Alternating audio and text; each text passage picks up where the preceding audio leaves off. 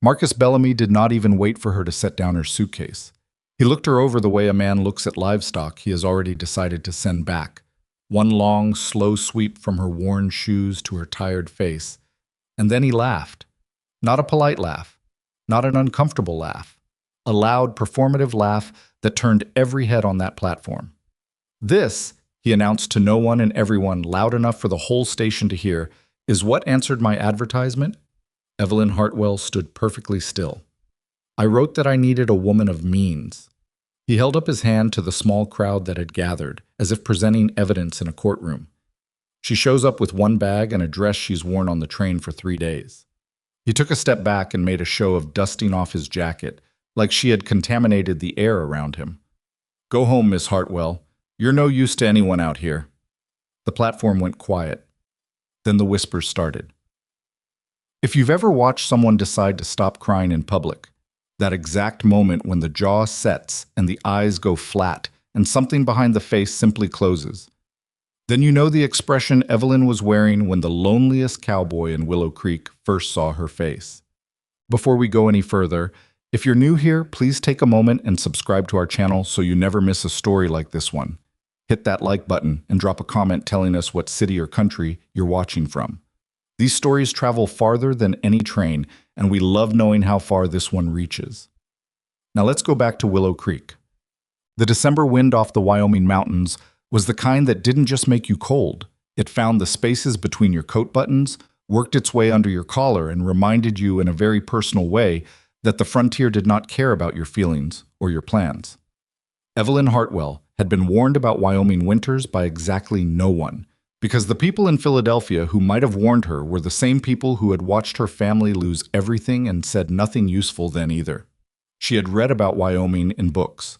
She had imagined it, or tried to, during the long days on the train when the landscape outside the window changed so gradually that she wasn't sure she was moving at all. And then all at once the flatlands broke open and the mountains came up on the horizon like something out of a painting, and she had pressed her hand to the cold glass and thought, maybe.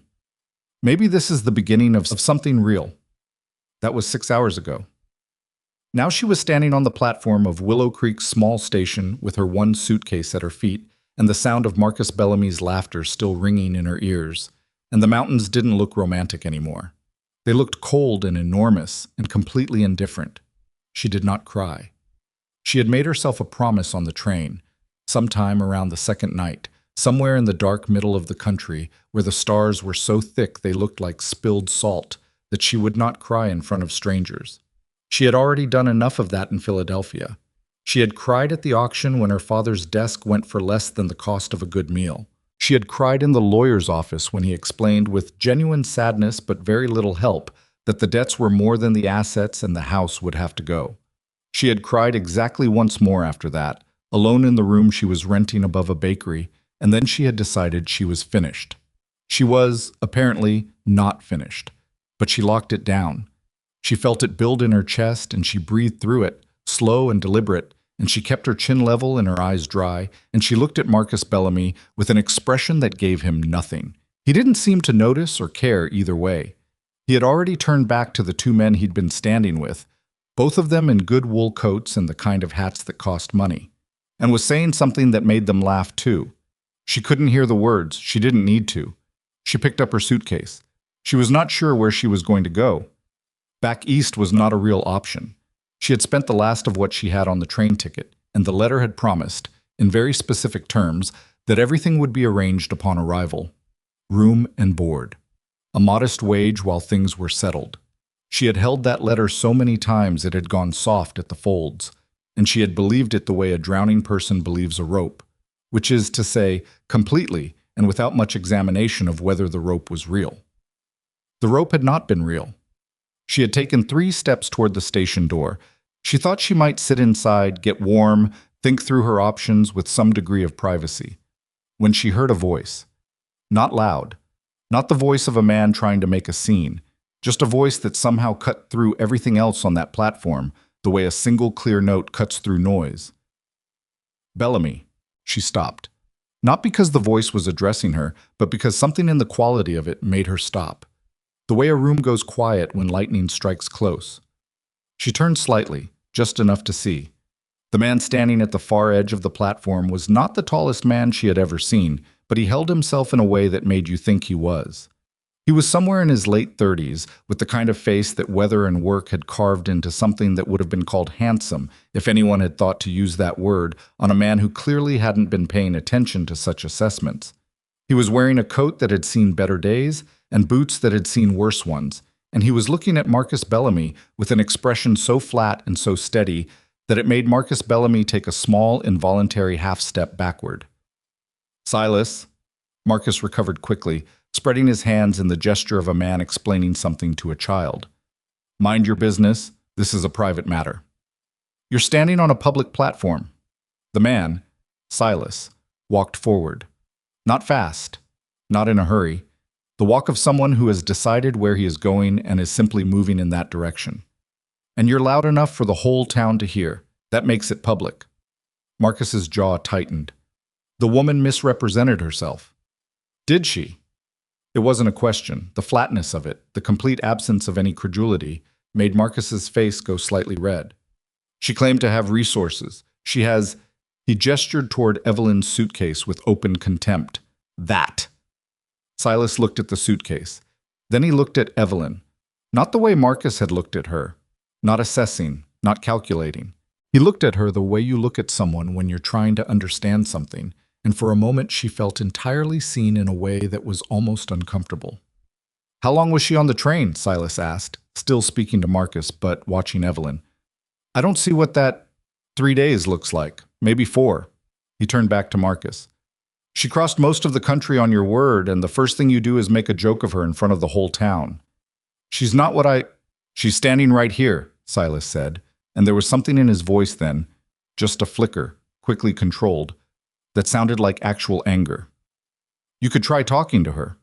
Marcus Bellamy was not a man who was accustomed to being interrupted or redirected, and it showed in his posture and his color and the way his two companions suddenly found something very interesting to study on the far side of the platform.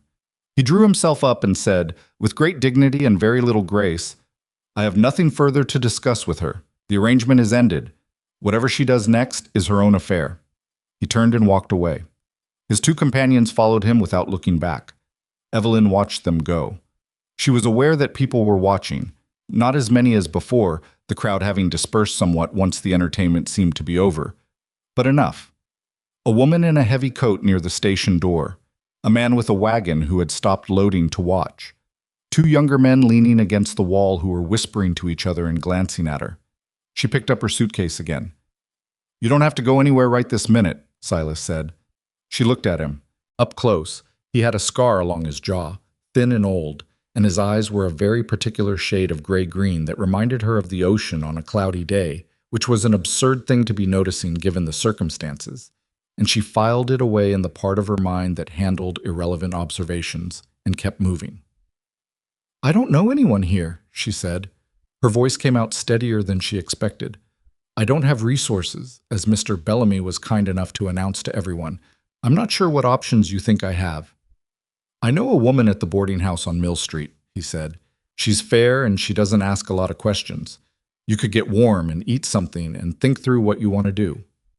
Evelyn looked at him for a long moment.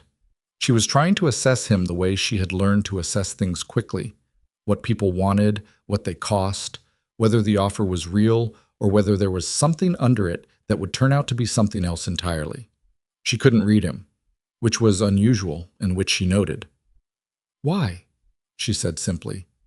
He seemed to consider the question seriously, as if it deserved a serious answer. "Because what Bellamy did wasn't right," he said, "and I was standing there, so I'm saying something." He paused. "And because Wyoming winters are bad enough without starting one without a coat worth wearing." She looked at his coat again. Hers was not a Wyoming coat. She had known this on the train and hadn't done anything about it because there was nothing she could do. "I don't need charity," she said. "I'm not offering charity. Ruth, the boarding house woman, she takes work in exchange when cash is short. You'd have to talk to her about what that looks like." He said it matter-of-factly, without the particular quality that charity usually had, the slight softening of the voice that indicated pity. It was just information. He was giving her information and leaving what she did with it entirely up to her. Evelyn exhaled. Her breath made a small cloud in the cold air. "All right," she said. "Go on." Ruth Callahan ran the boarding house on Mill Street with the efficiency of a military commander and the warmth of a person who had once been through something hard and had come out the other side with opinions about how people ought to be treated.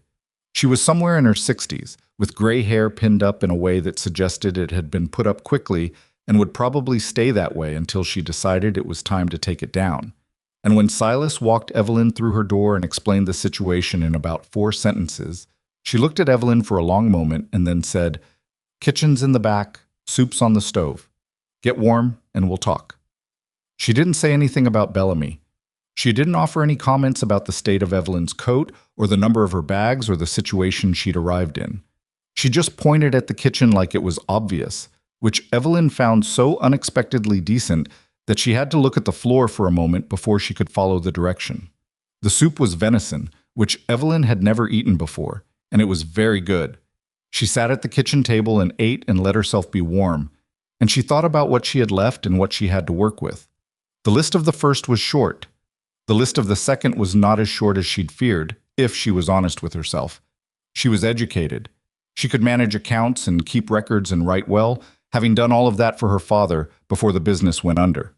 She was not afraid of work, not physical work, not hard work, not the kind of work that made your hands rough and your back ache. She had been afraid of it once, maybe, in the version of her life that no longer existed, but that version had ended and she was in a different version now. The question was what this version had room for. Ruth came in after about 20 minutes and sat across from her with a cup of coffee and that direct expression that didn't waste time. "So," Ruth said, "what do you actually know how to do?" Evelyn told her honestly. Reading, writing, accounts, household management at a fairly sophisticated level, some nursing she'd picked up caring for her father in his final years, and a willingness to learn things she didn't know yet. Ruth listened without interrupting, which Evelyn appreciated. "I've got a room upstairs," Ruth said when she was done. "Small, gets cold at night. I can offer it in exchange for help with the books and some of the heavier cleaning. Won't be forever. I'll need the room come spring when the drivers start moving through again. But it gives you time to find your footing." "That's fair," Evelyn said. "I know it's fair," Ruth said without particular pride, just stating a fact. "Silas talked to you about his ranch?" Evelyn looked up. "He mentioned the boarding house. He didn't mention a ranch." Ruth wrapped both hands around her coffee cup and studied Evelyn with an expression that was trying to be neutral and was mostly succeeding. "He's been running that place short-handed since his last manager left in September. Walked off owing Silas wages he'd already collected, which is a whole other story. The point is Silas has been doing the work of 3 people through harvest, and he's going to kill himself before spring if he doesn't get somebody who knows how to run a household and keep records." She paused. "I'm not saying he'll offer you anything. I'm saying he might, and I thought you should know the lay of the land." Evelyn thought about the man on the platform, the way he had said Bellamy's name like a period at the end of a sentence. "He doesn't seem like the kind of person who does things without thinking," she said. "He's not," Ruth agreed. "He's slow to decide and then he's decided. His father was the same way." She looked into her coffee. "He's had the ranch for 12 years now. Pulled it back from nothing after his father left it in bad shape. Works too hard, doesn't sleep enough, keeps too much to himself. But he's a straight man. You'll always know exactly where you stand with Silas Granger." Evelyn thought she could say the same about very few people she had met in her life. "I'll stay for now," she told Ruth. "Thank you."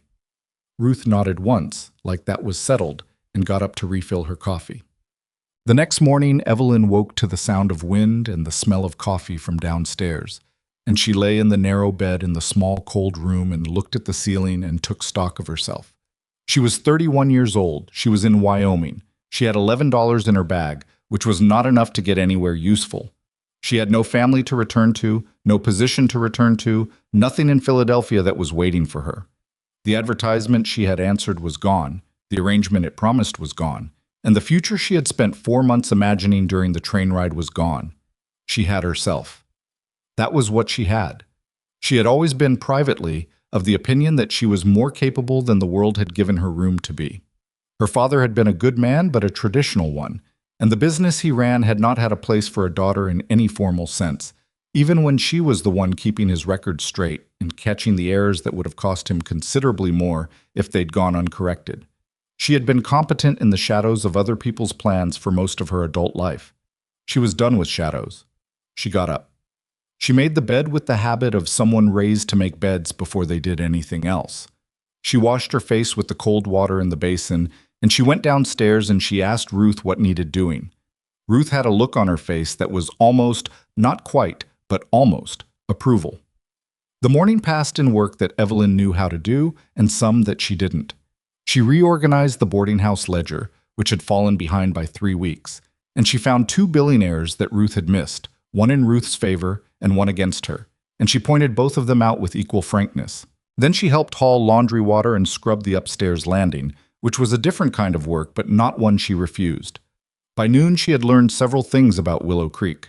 The town was small enough that everyone knew everyone, which meant everyone had known about the scene at the train station within hours, probably minutes.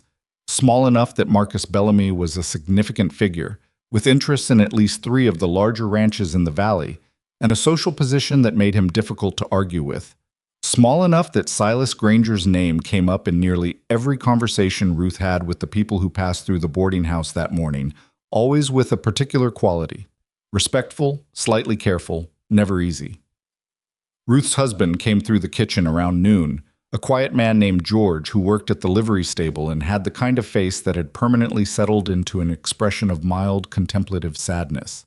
Though Ruth informed Evelyn later that he was actually quite content, and that was just how his face was made.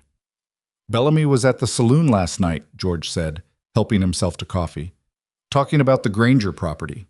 Ruth didn't look up from the bread dough she was working. "He's always talking about the Granger property." Something different this time. George considered his coffee. "Had some men with him from Cheyenne. Didn't recognize them." "What kind of men?" "The kind with money and lawyers," George said simply. Ruth's hands slowed on the dough, though she didn't stop. "Silas, no." "Probably not yet."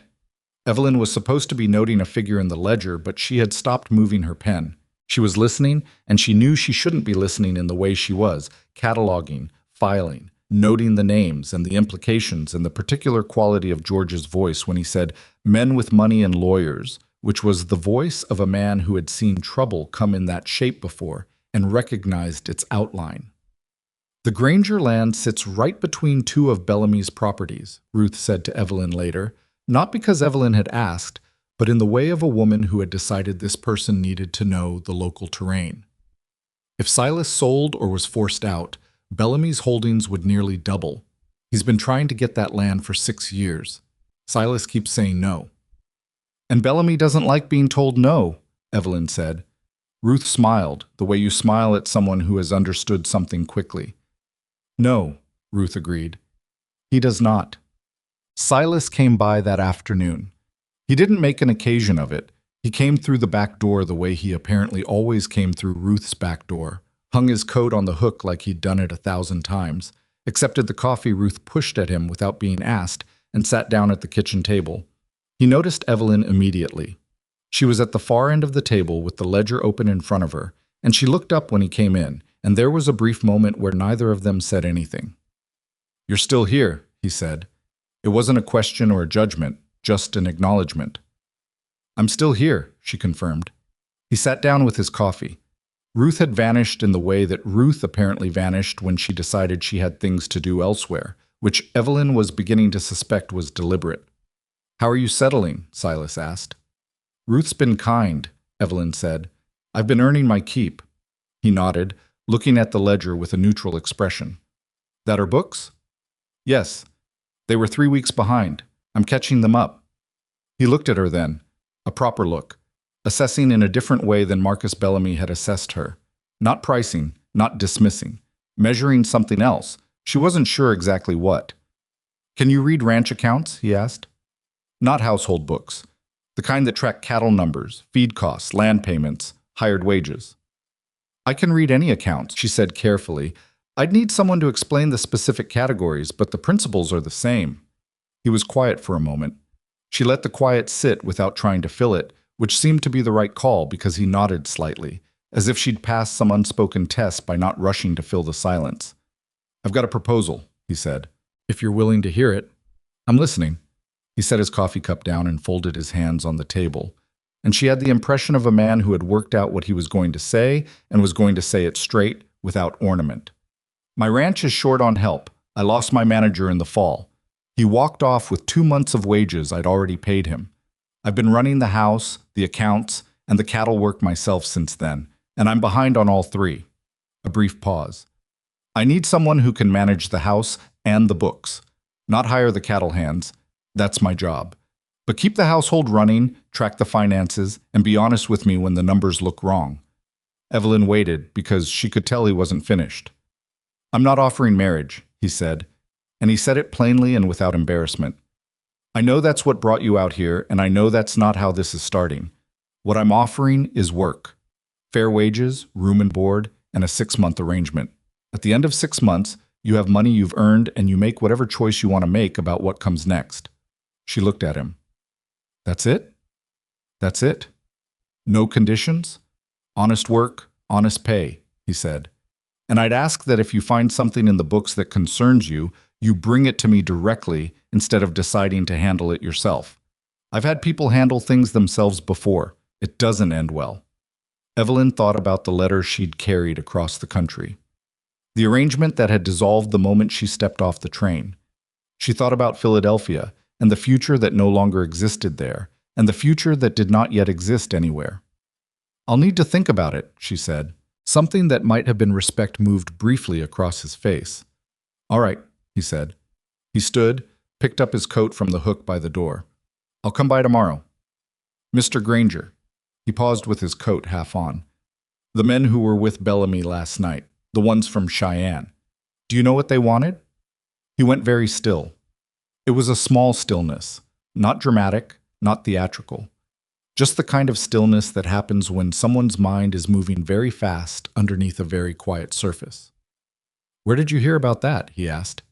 George mentioned it this morning, she said. He said they were the kind of men with money and lawyers. He seemed concerned. Silas finished putting on his coat. He looked out the small kitchen window at the gray December sky for a moment. I've heard something, he said. I'm looking into it. All right, she said, and went back to the ledger. He left without another word. But she noticed, she would have been hard-pressed not to notice, that he paused just outside the door, which she could see through the small window, and he stood there for a moment before he moved away toward his horse. The pause of a man recalculating something. Or, she told Ruth that night, in the spare factual way she had developed for reporting things that needed reporting, that she was considering Silas Granger's offer.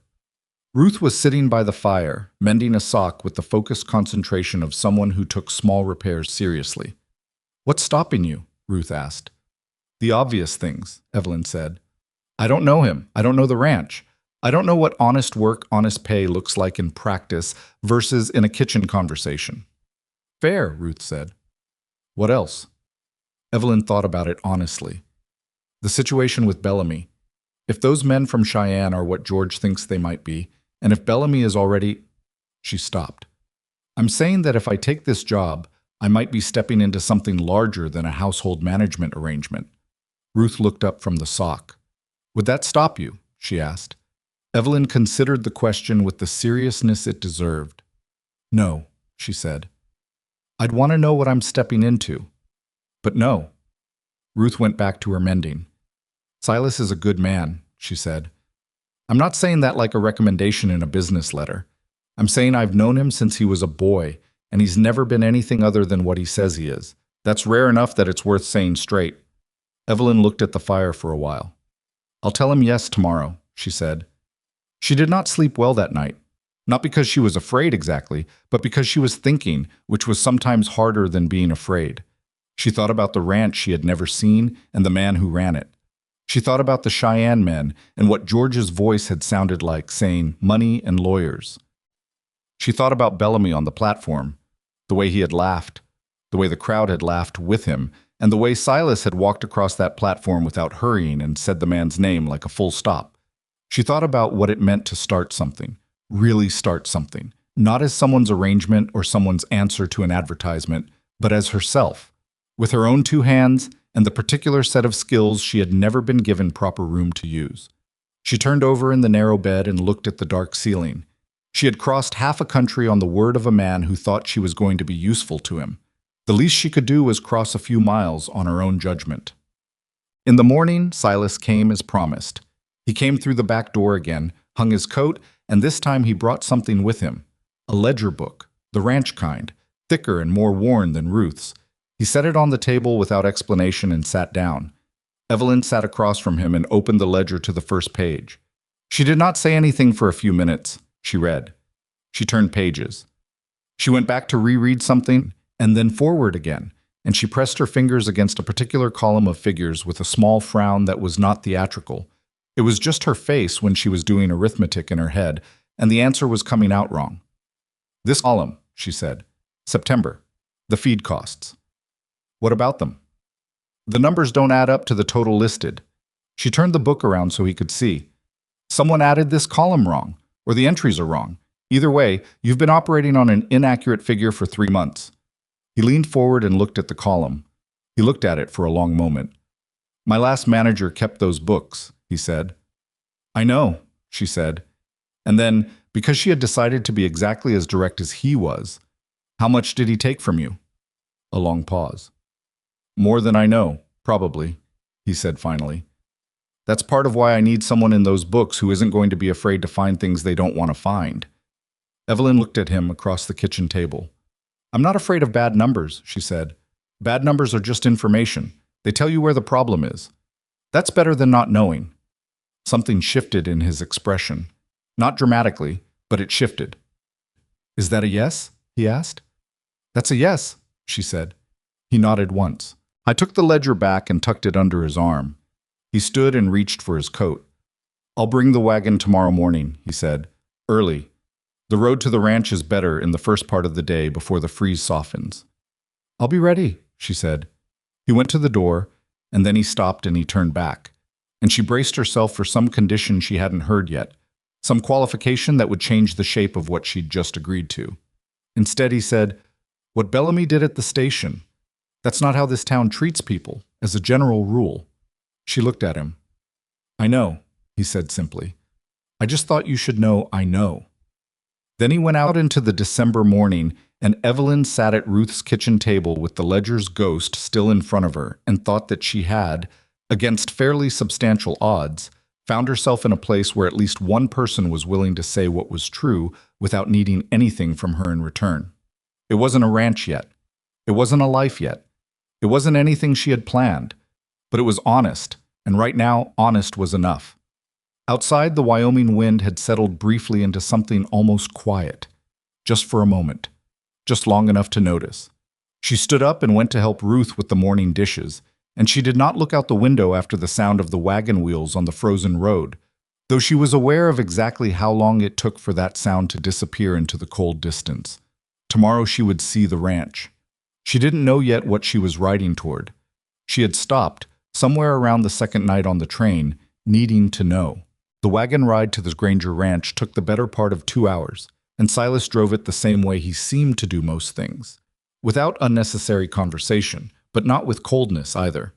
He answered what she asked and didn't fill the silences with noise, which Evelyn found, after the first 20 minutes of waiting for it to become uncomfortable, that she didn't mind at all.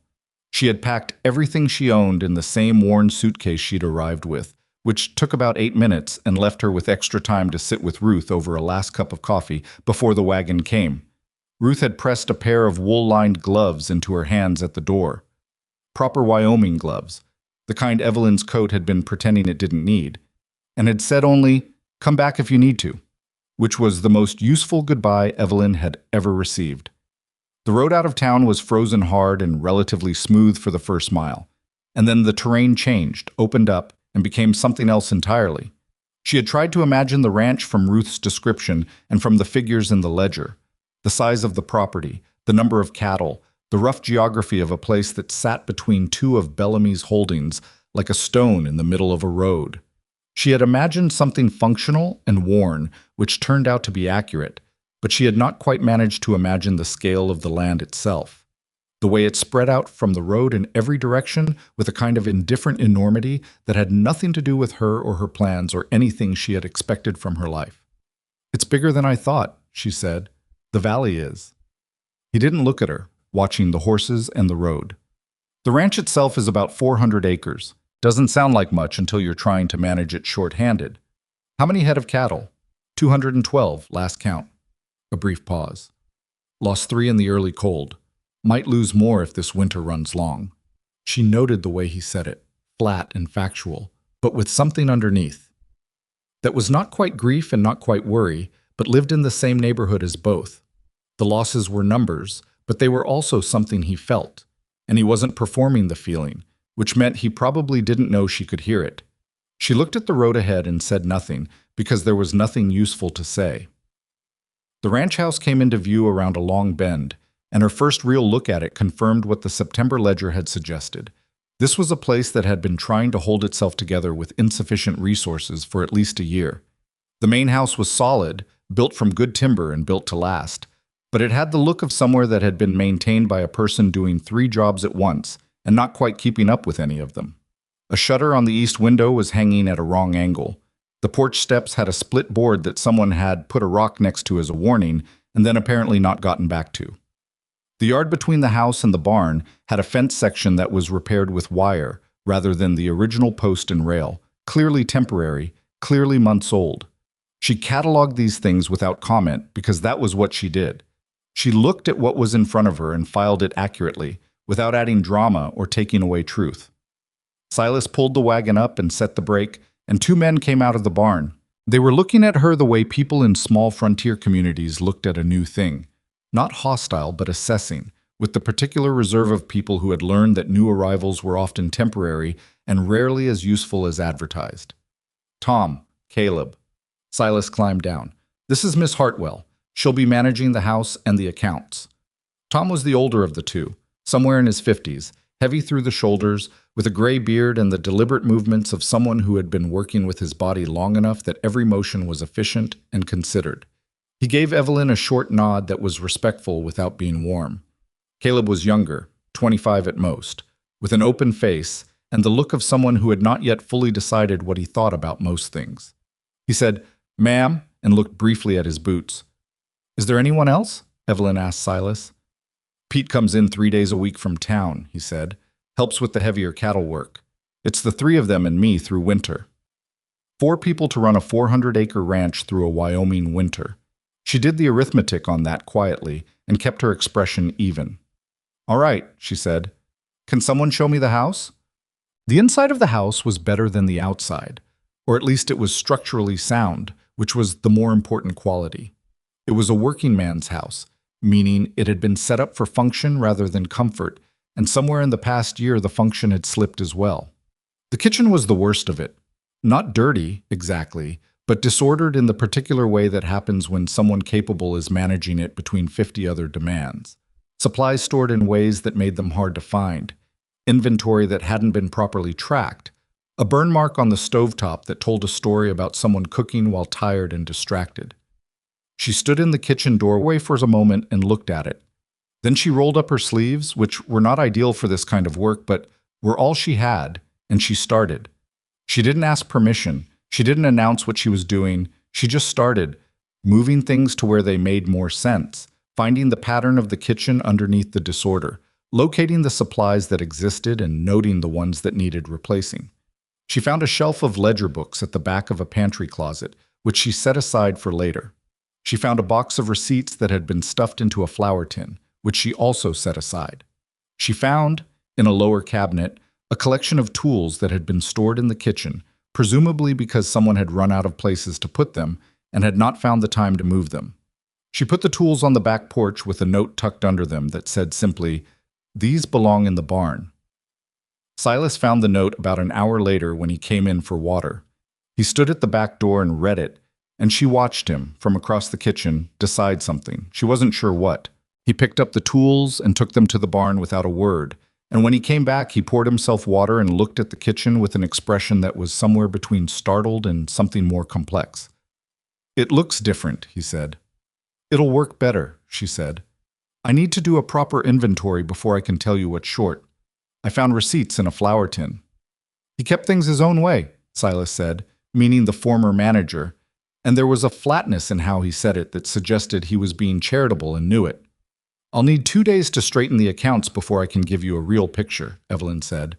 Some of the figures in September and October don't match what the receipts show. I want to go through everything before I tell you something that might be wrong. He looked at her with that measuring quality again. All right, he said, 2 days.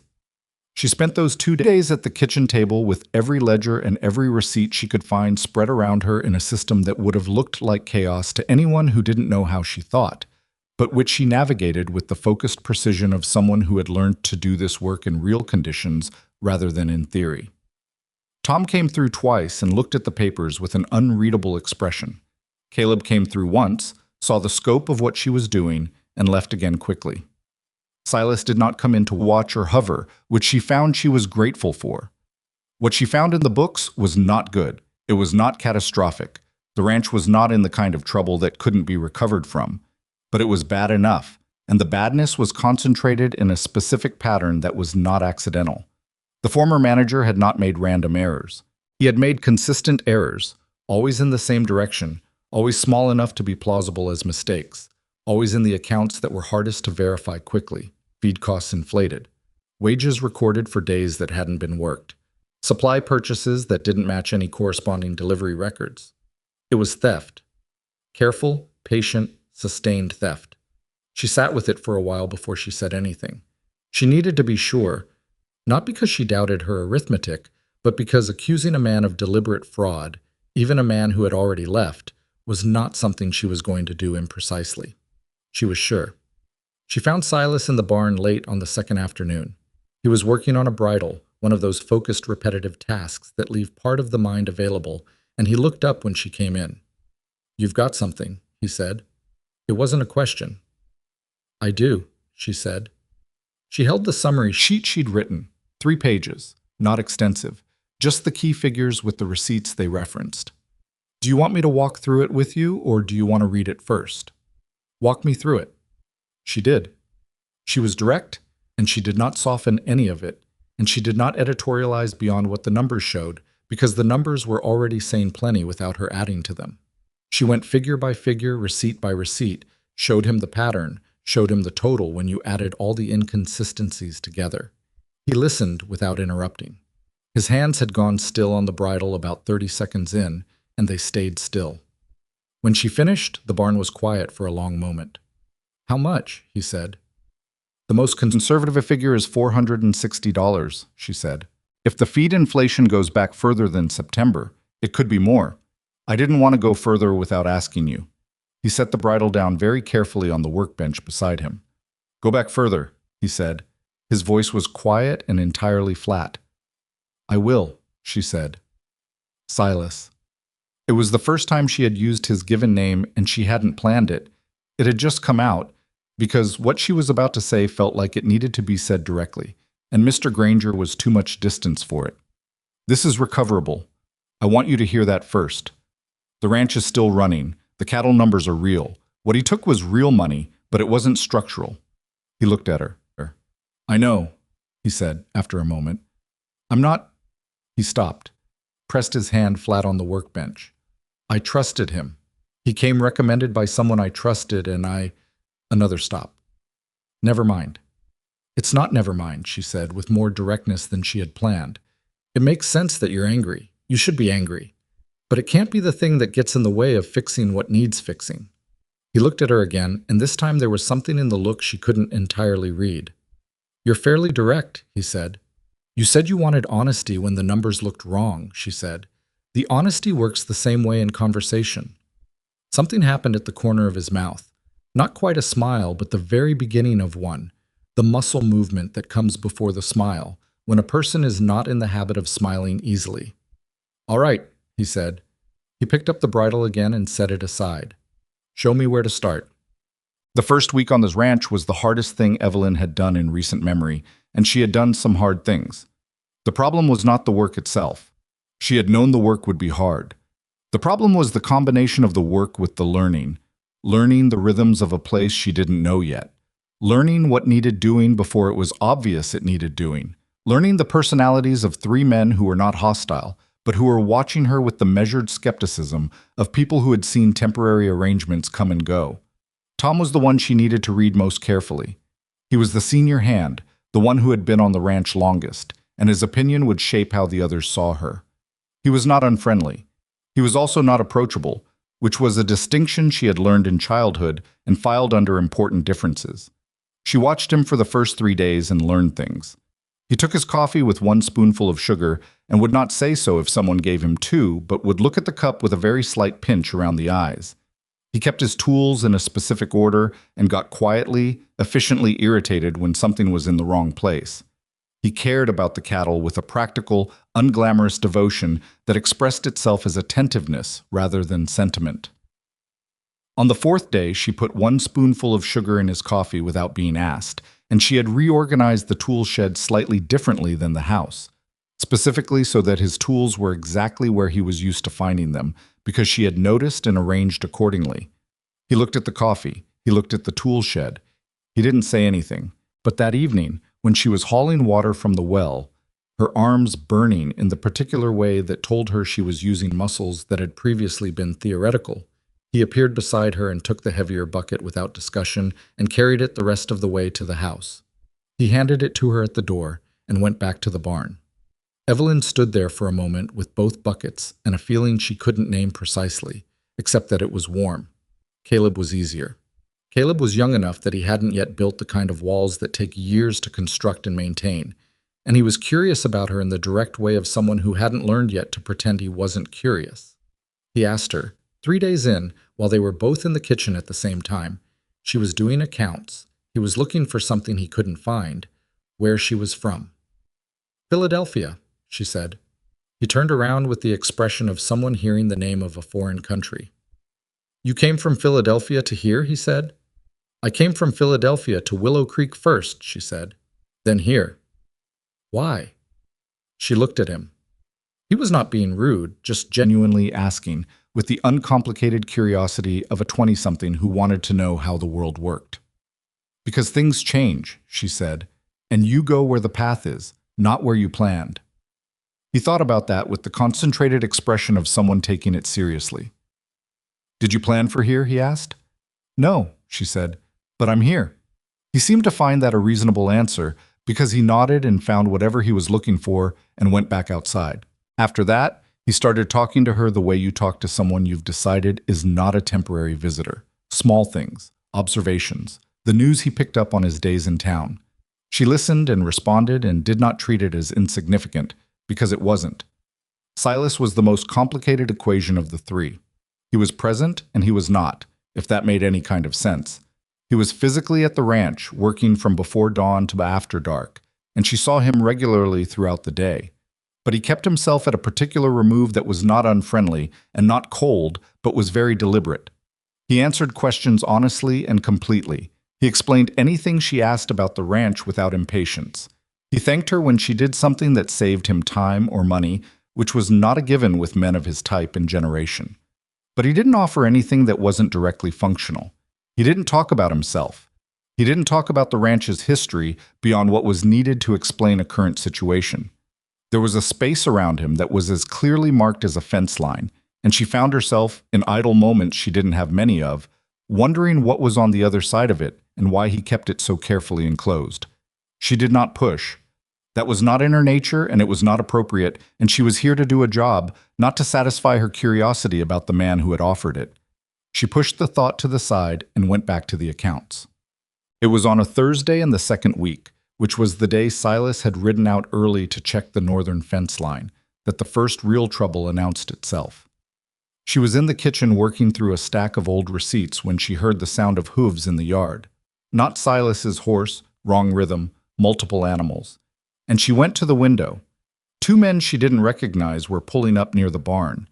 They were well dressed for the frontier, which was the first thing she noticed, because the quality of a man's coat in Willow Creek told you something real about the category of business he was in. The second thing she noticed was that they were not looking at the barn or the house the way visitors looked. They were looking at the property itself, the land, the layout, with the professional attention of men who were calculating something. Tom came out of the barn and spoke to them. She couldn't hear the words, but she could read the body. Tom's spine went straight, and his chin came up and his arms crossed at his chest, which was the posture of a man who was being polite because he had decided to be polite, and not because the people in front of him warranted it. The conversation was brief. The men rode off. Tom came inside. "Who were they?" Evelyn asked before he could speak. He looked at her with an expression that had moved past his usual reserve into something more direct.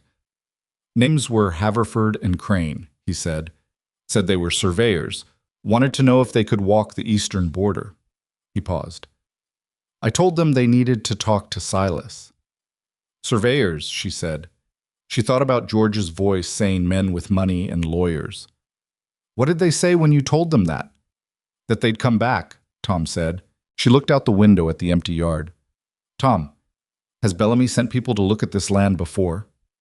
He looked at her for a moment, and she watched him decide whether she'd earned the answer to that question. Apparently she had, because he said, "Twice in the past year. Different men. Same kind of coats." "And Silas always sent them away." "Always." He paused again, and something shifted in his expression. Not doubt, but the look of a man who had been carrying a concern for a while and was not sure whether to set it down. "This time feels different." She waited. "The men who came in spring," he said, "were just Bellamy's ranch hands. Not—" He nodded toward the direction the riders had left. "Not that kind."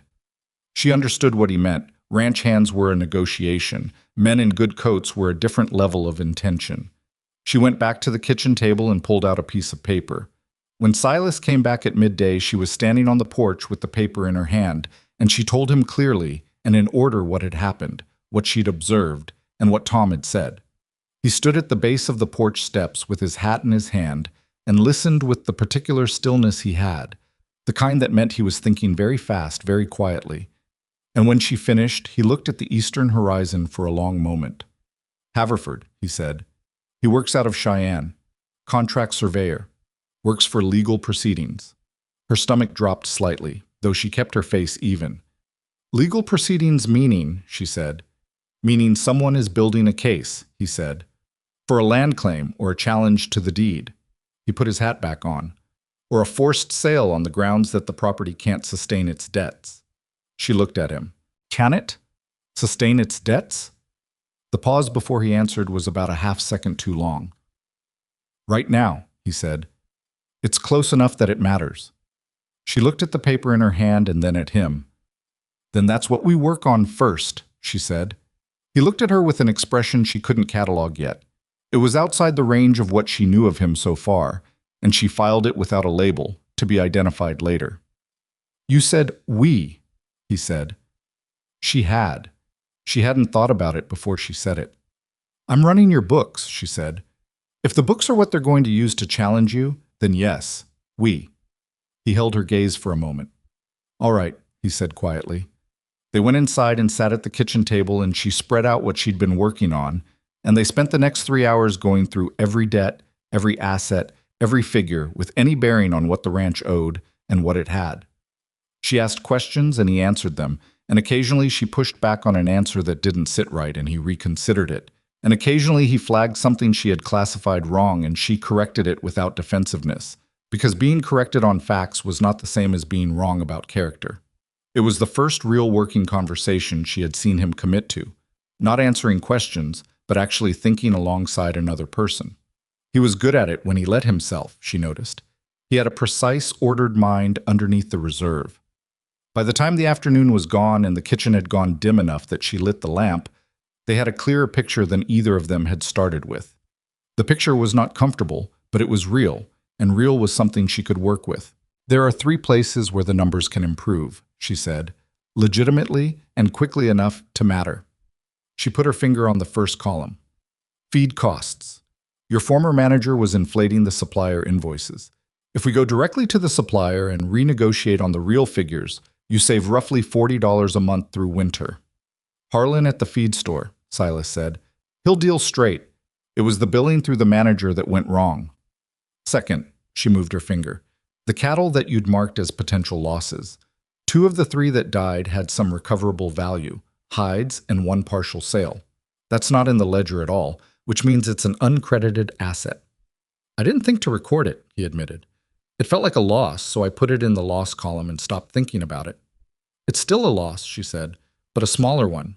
Documented correctly, it changes your asset balance by about $19. And the third? He asked. She had been slightly slower to come to this one, because it required saying something that was not purely about numbers. The eastern grazing section, she said. Your map shows it as fallow this season.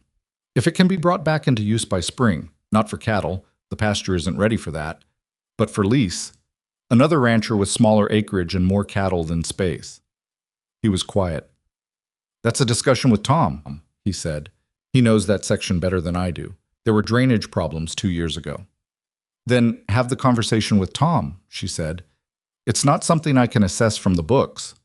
He nodded, looking at the figures. This buys time, he said. It doesn't solve it. No, she agreed, but time is what we need. Time to understand what Bellamy is actually building against you. She paused. And to build against it first. He looked at her across the lamplight. She was aware suddenly that it was late and that they had been sitting at this table for 3 hours, and that the kitchen was quiet around them in a way that it wasn't usually quiet in the middle of the working day. She became aware of the lamp and the quality of the light and the particular way he was looking at her, which was not romantic and was not anything she needed to make note of, except that it was the first time she had felt entirely met by someone's attention in a very long time, and she was not going to pretend that was a small thing. She looked back at the papers. I'll talk to Harlan tomorrow, she said, her voice professionally level. If you can arrange for me to take the wagon in the morning, I'll drive you, he said. You don't need to. I know Harlan better, he said simply. It'll go faster. She accepted this because it was practical, and because she was not going to manufacture reasons to refuse useful things. All right, she said, early. Always, he said, and stood up from the table. He paused at the kitchen doorway on his way out. She noticed he paused at doorways sometimes, small beats where he seemed to be deciding whether to say something more. And he said, without turning around, "You did good work today." She waited a beat. "So did you," she said. He went to bed.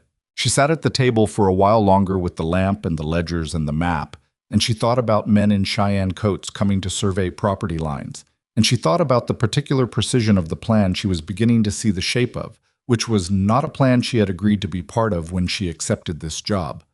But she was part of it. She'd said we, and she'd meant it. She put the lamp out and went upstairs. Through the small window at the top of the landing, the sky was very clear and very cold and absolutely full of stars. The kind of sky you never saw in Philadelphia. The kind of sky that made you understand why people came west and couldn't explain it when they got there. Not prosperity, not safety, not anything so manageable as that. Just this. The largeness of it. The indifferent, overwhelming, weirdly comforting sense that the world was bigger than your problems. She stood there for a moment in the dark hallway. Then she went to bed, and this time she slept. The trip into town with Silas. The next morning established something between them that neither of them named, but that both of them understood. A working rhythm, the kind that develops between two people who are solving the same problem and have stopped wasting energy on pretending they aren't. Harlan Meeks ran the feed store from a building that smelled permanently of grain dust and winter, and the particular kind of honest commerce that happens in small towns where everyone knows everyone and reputation is the only currency that doesn't fluctuate with the seasons. He was a compact man in his 60s with a white mustache and the careful eyes of someone who had been doing arithmetic in his head for 40 years and was good at it. He looked at Evelyn when Silas introduced her. A look that took in the ledger she was carrying under her arm and the particular expression of a woman who has come to have a specific conversation. And then he looked at Silas with an expression that was asking something without words. She found the billing discrepancies, Silas said. Harlan's face did something complicated. He pulled out his own ledger from under the counter and set it flat, and for the next 40 minutes, the three of them went through the invoices side by side, Evelyn's copies against Harlan's originals. And the picture that emerged was clean and ugly in equal measure. Every invoice the former manager had presented to Silas had been inflated. Not Harlan's invoices. Transcribed copies of Harlan's invoices, altered in transit between the supplier and the ranch books. Harlan took off his glasses and rubbed his eyes. I wondered, he said. Twice I wrote to Silas about the account balance not matching what I had, and twice Fletcher, that was the manager's name, came back with an explanation that made enough sense that I didn't push. He put his glasses back on. I should have pushed. You couldn't have known, Evelyn said. I should have pushed anyway, he said, without self-pity. Just fact. He looked at Silas. The real figures, month to month, will save you about $42. Miss Hartwell, if you want to leave me a copy of your records, I'll go through mine and we'll establish a clean baseline. That's what I was hoping you'd say, she told him. They were walking back to the wagon when Silas said quietly, He's a good man. I could tell, she said. The guilt was real. He wasn't performing it. He glanced at her sideways. You read people the way you read ledgers. I read everything the same way, she said. Look at what's actually there. Don't add what you want to see. He was quiet for a step or two. That's harder than it sounds, he said. Yes, she agreed. It is. They were at the wagon. He had his hand on the side rail, and she was settling the ledger under her arm, and neither of them was moving yet. And then a voice from across the street said, Granger, in a tone that had something in it she recognized immediately, the false warmth of a man who is about to be pleasant in a calculated way. Marcus Bellamy crossed the street toward them with his hands in his coat pockets, and that particular smile that she had last seen on the train platform, the one that meant he was about to make a performance of something. Evelyn felt her jaw tighten. She controlled it. Marcus, Silas said. His voice had gone to that flat, even quality she'd heard in the first moments on the platform. Not hostile, not warm, just completely opaque. Bellamy's eyes moved to Evelyn, and something shifted in his expression. Not guilt, nothing so human as guilt, but something recalibrated. She had expected him to look at her the way men look at something they have dismissed, through her, past her, with the practiced indifference of someone for whom she no longer registered. Instead, he looked at her directly, which was worse, like he was trying to decide what category she now fit. Miss Hartwell, he said, I'd heard you'd taken a position with Silas. I hope the transition has been comfortable. The absolute shamelessness of it was almost impressive. It's been productive, she said. Her voice was pleasant and entirely without warmth, which was the most dangerous combination she knew. He smiled like she'd said something charming. I wanted to mention, he said, turning back to Silas, that I heard from my lawyers this week regarding the Eastern deed question. I think there's been a misunderstanding about the original boundary records, and I'd like to sit down and work through it like reasonable men. Silas looked at him. The deed is recorded in Cheyenne, Silas said. Same place it's been recorded since my father filed it in 1861. There's no question about the boundary. Of course, Bellamy spread his hands agreeably. I'm just saying that these things can be complicated, and a conversation between neighbors before it becomes a legal matter would be, It's already a legal matter, Silas said. You sent surveyors to walk my eastern line last week without my permission. The smile stayed, but something behind it cooled by several degrees. Those were independent contractors, Bellamy said. They weren't. Haverford works for you, Silas said. I know who he is, Marcus. I know who you brought in from Cheyenne, and I know why. He picked up the reins. If you want to have a conversation, have it through your lawyers. That's what they're for. He looked at Evelyn. She climbed up onto the wagon seat, and they pulled away from the rail, and she did not look back at Bellamy on the street, though she was aware of him standing there, watching them go with the expression of a man who has made a decision and is simply waiting for the right moment to execute it. He's further along than I thought, Silas said, when they were clear of the main street. The deed challenge, she said. He already has lawyers in Cheyenne. He's had them for a year, probably. He kept his eyes on the road. I didn't think he'd actually move on it. I thought it was pressure. It's pressure and a plan, she said. The conversation he wanted to have, the one he called working it out like reasonable men. That's a first step. He wants you to come to the table so there's a record of negotiation. Makes it look like a genuine dispute rather than a forced claim. He turned to look at her. How do you know that? He said. It wasn't suspicion. It was genuine. My father had a business partner who did the same thing to him, she said. It was the first time she had said anything about Philadelphia that was specific and personal, and she heard it herself when it came out and felt the small exposure of it. He made it look like a misunderstanding. By the time my father realized it was a strategy, the table was already set. Silas was quiet for a moment. I'm sorry, he said. About your father. He died before it finished, she said. That was a mercy, probably. She looked at the road. The point is, I know what this shape looks like. And what Bellamy showed you just now was the opening of it. Then we don't go to the table, Silas said. You don't go to his table, she said. You build your own. What followed over the next 3 weeks was not dramatic in the visible sense. There were no confrontations and no crises. There was just work, and the quiet accumulation of small things that would either hold or not hold when the pressure came. Evelyn went through every document connected to the ranch's history that she could find. Silas had kept things, which was lucky. Not well organized, not in any useful order, but kept.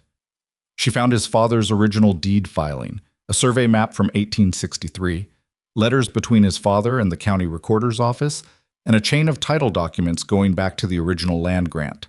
She organized everything into a clean, cross-referenced record, and when she was done, she had a stack of paper that told a clear and unambiguous story of legitimate ownership without a gap or a question mark in it.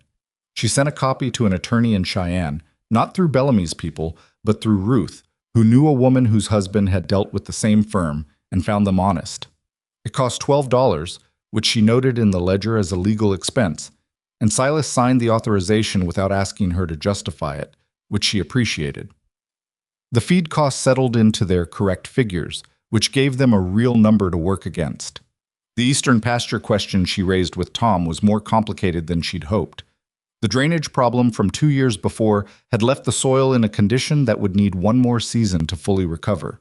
But Tom surprised her by suggesting a partial lease arrangement for the spring, covering only the higher, drier section of the pasture. It wasn't the full solution she'd been hoping for, but it was real, and it was something.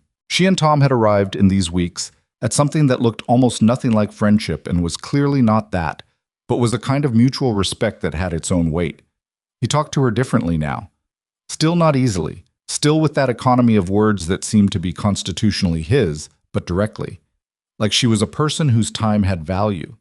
She found that she looked forward to those conversations in the way she looked forward to other things that were honest and to the point. Caleb had simply decided he liked her, in the uncomplicated way of the young, and had started finding small ways to make her days slightly easier. The water was always already hauled when she came to the well in the morning, which could have been coincidence, except that it happened every morning without fail. She didn't say anything about it. She was not going to embarrass him. The one thing that complicated all of this was Silas. Not in any way she could have pointed to precisely or complained about. He was not difficult. He was not inconsiderate. He was unfailingly honest and dependable, and he did what he said he was going to do and expected the same in return, which were qualities she valued above most others. He thanked her when she did something well, genuinely, not performatively, and he told her when something she'd tried hadn't worked without making it into more than it was.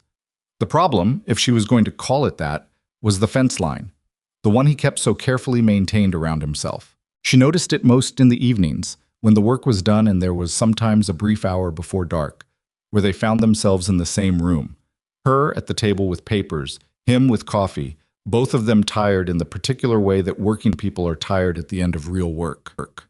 There was a quality to those hours that felt like the beginning of something he kept carefully not letting begin. She told herself this was appropriate. She told herself she was here for 6 months, here to work, here to do a job that was already complicated without adding anything to it. She told herself a lot of things during those brief evening hours and went back to her papers, and the telling worked reasonably well, as long as she didn't look up at the wrong moment. The letter arrived on a Thursday in the 3rd week of January. Pete brought it in from town. Pete was the part-time hand who came 3 days a week and who had the quality of a man who had perfected the art of being entirely forgettable, which Evelyn meant as genuine neutrality and not criticism. He handed the envelope to Silas at the barn door and went back to his work. Silas looked at the envelope for a long moment before he opened it. She happened to be crossing the yard from the house when he opened it, and she saw his face when he read it, and she stopped walking.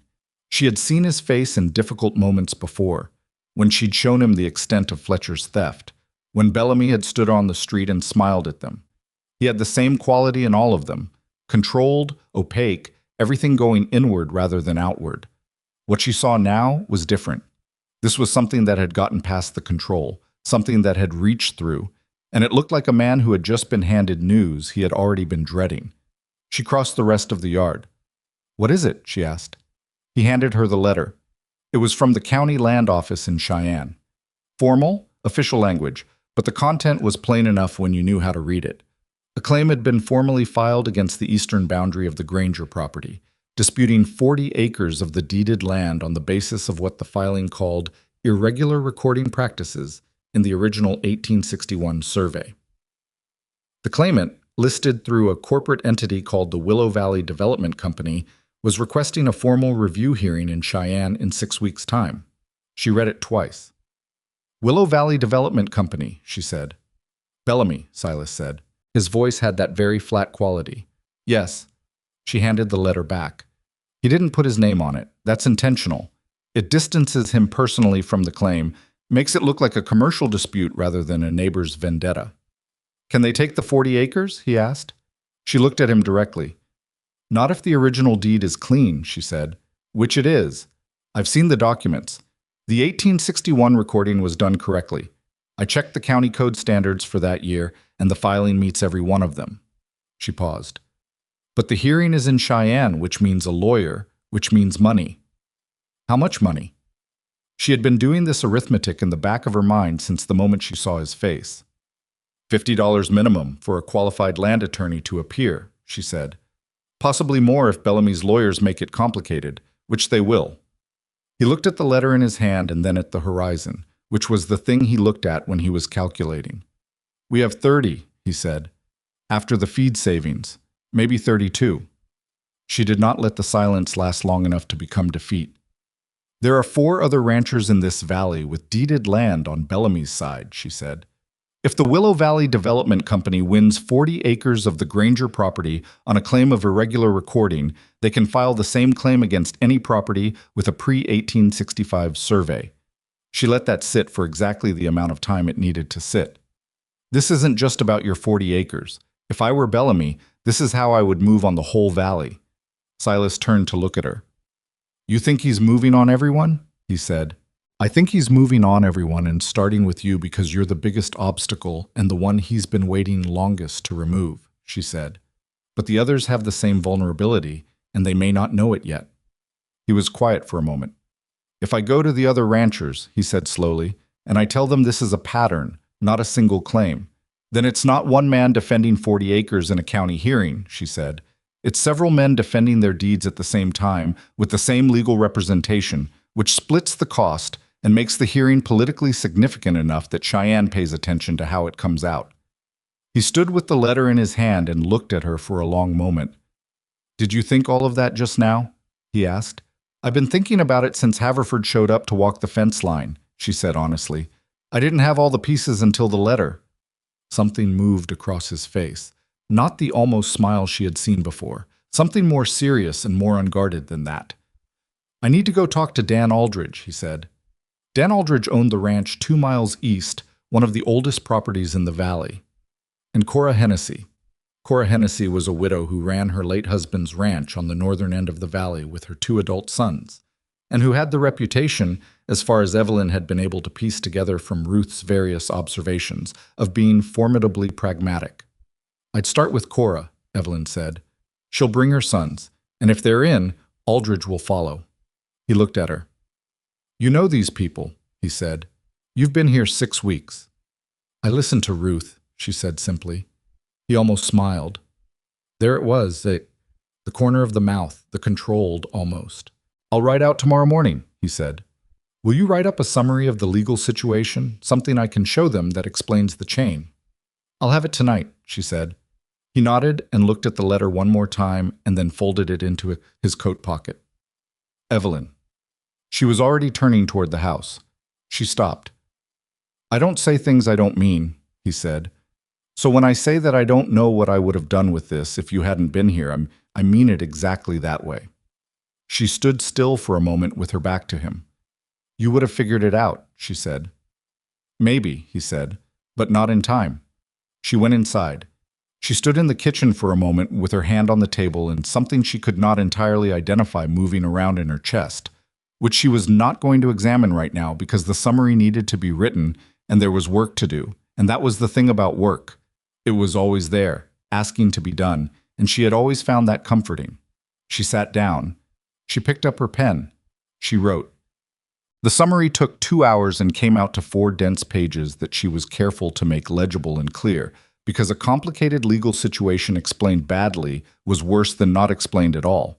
She cross-referenced each point to the documents she had organized and noted which ones would be necessary for the Cheyenne hearing.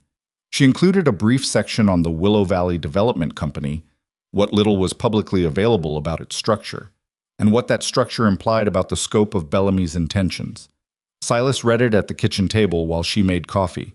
She could see him reading it from across the room, the way he slowed down at particular points and went back to reread, which meant he was finding new pieces in what she'd written rather than just confirming what he already knew. That was the right sign. It meant the analysis was doing what analysis was supposed to do. The development company, he said without looking up. You think it has other investors? Almost certainly, she said. Bellamy doesn't have the capital for this alone. He has the holdings but not the liquid money. Not for a Cheyenne legal operation this organized. She set a cup in front of him. Someone in that company has either brought money or connections, possibly both. The men from Cheyenne at the saloon, he said. The ones George saw in December. That would be my assumption, she said. He looked up. Can we find out who they are? He said. She sat down across from him. Ruth might know, or know someone who knows, she said. And the development company will have filed incorporation papers somewhere. That's public record. Our attorney in Cheyenne can pull those. That costs money. It does, she said. But knowing who we're actually fighting changes the strategy. If it's just Bellamy, it's a neighbor dispute. If it's Bellamy and outside investors, it's a commercial land operation, and the county recorder's office has a very different relationship with those. He thought about this. How do you know how the county recorder's office thinks about land operations? He asked. Because in Philadelphia, she said, the same principles apply to commercial property disputes, and my father spent the last 3 years of his life inside one, and I spent those 3 years paying attention. She paused. I didn't know it would be useful out here. He was quiet for a moment. Your father, he said, the business partner who used the table strategy. Did he get the land? Eventually, she said, after my father died. Silas looked at his coffee. I'm sorry, he said again, and it was the same quality it had the first time, so direct and without performance and meaning only what it said. I told you because it's relevant, she said, not because I need the sympathy, but I appreciate it. He nodded once. Tomorrow morning, he said. Cora Hennessy first. First, she agreed. She did not go with him the next morning. It was his conversation to have, his relationships, his neighbors, his valley. She was the person who had prepared the ground. He was the person who had to walk it.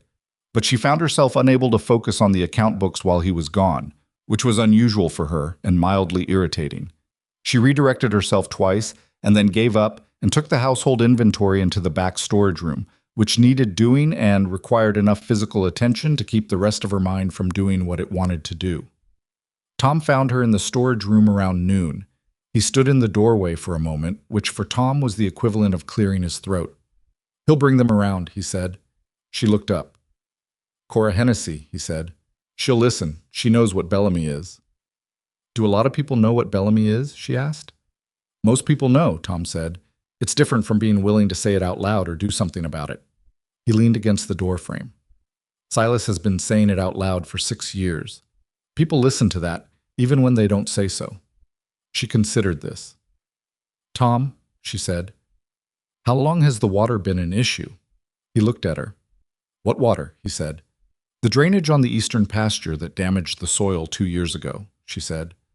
Ruth mentioned that Bellamy's drainage work on his property redirected runoff toward the valley floor. Is the eastern section's problem connected to that? A very long pause. I thought so at the time, he said slowly. Couldn't prove it. If Bellamy's development on his property caused drainage damage to adjacent land, she said, that's a legal issue that goes in the other direction. He damaged your land and now he's trying to claim it was always compromised. Tom straightened up from the doorframe. You'd need someone to testify to what the eastern section looked like before his drainage work, he said.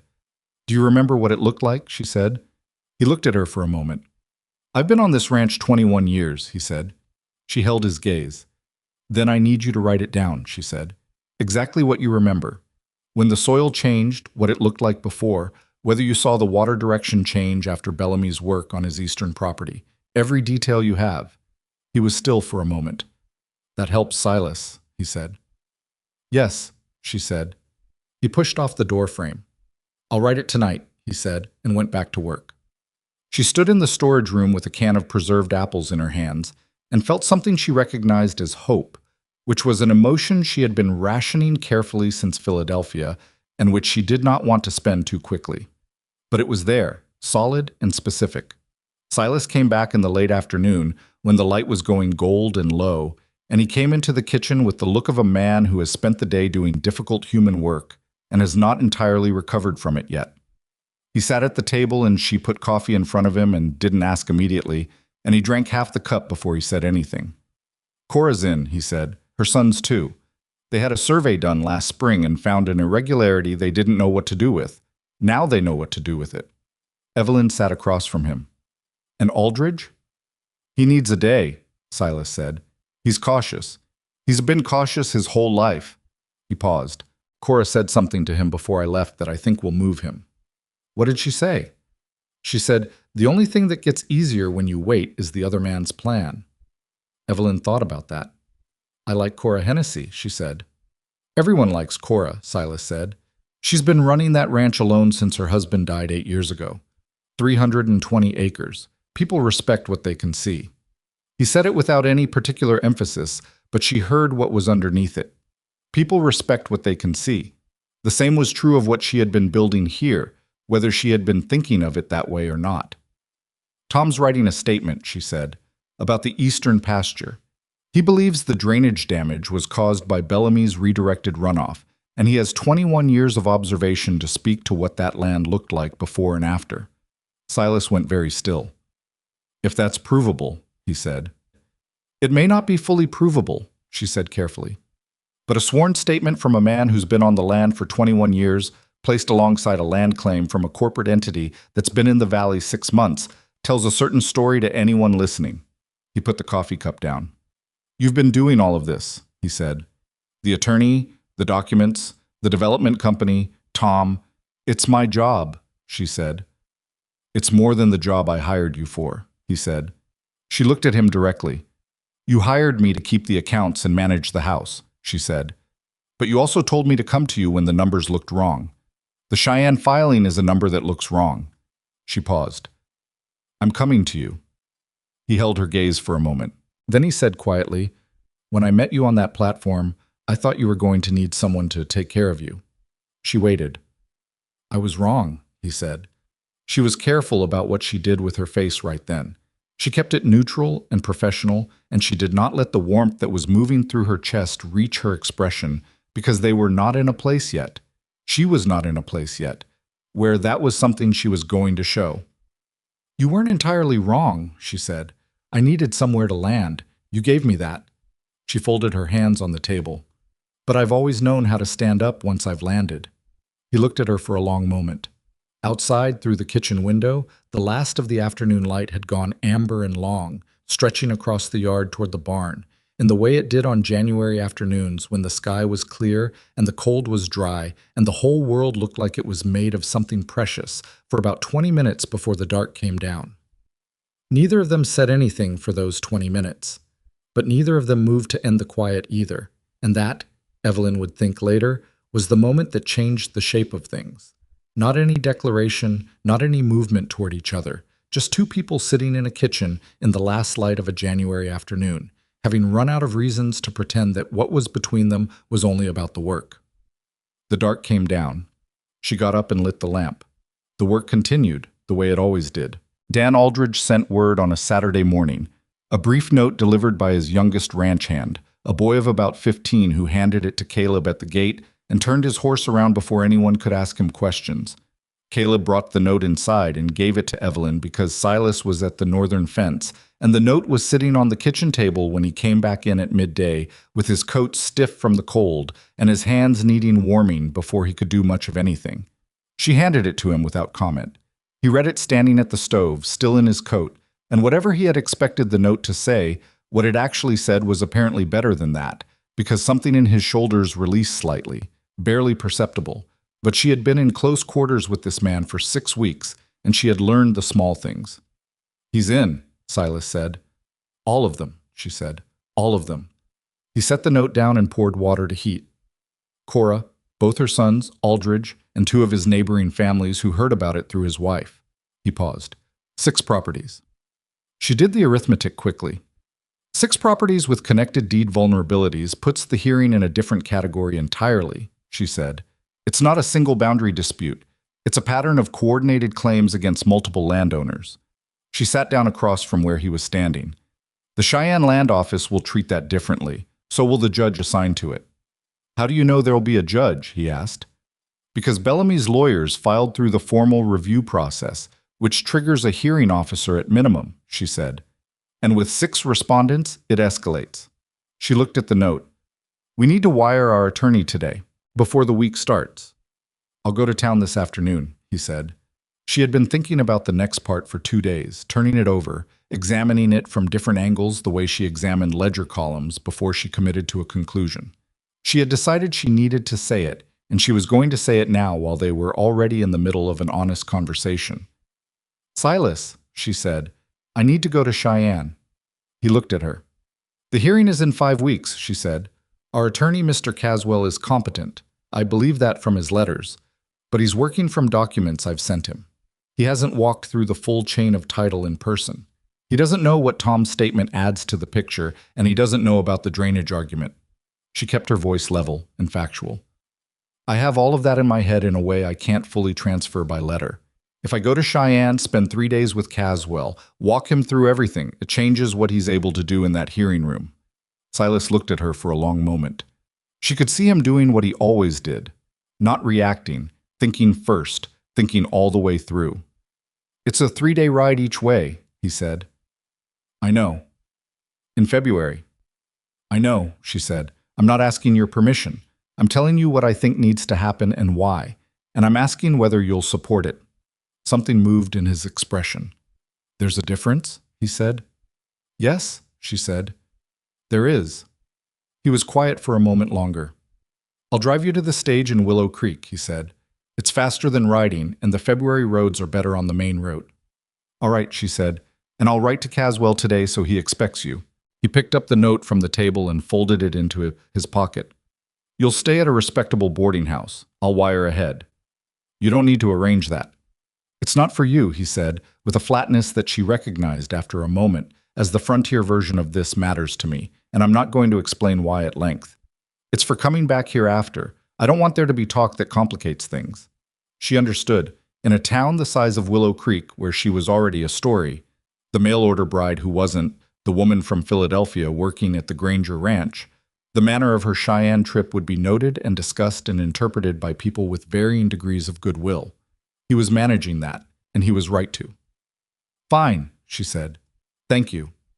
He went to town that afternoon and sent the wire, and she spent the remainder of the day writing a briefing document for Caswell that was the most thorough thing she had produced since she arrived.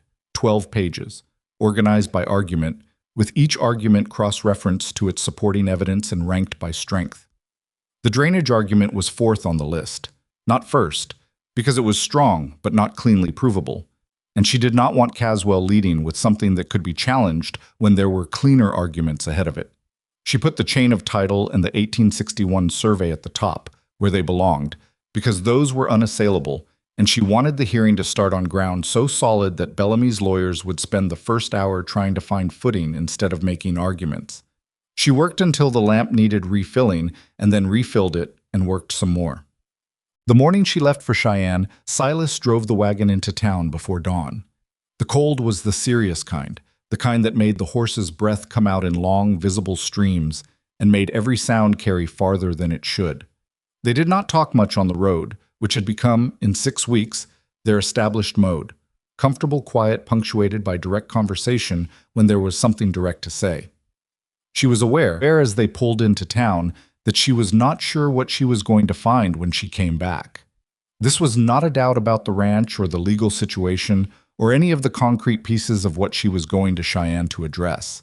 It was a different kind of uncertainty, the kind that comes from having let something real into your life when you had been specifically planning not to.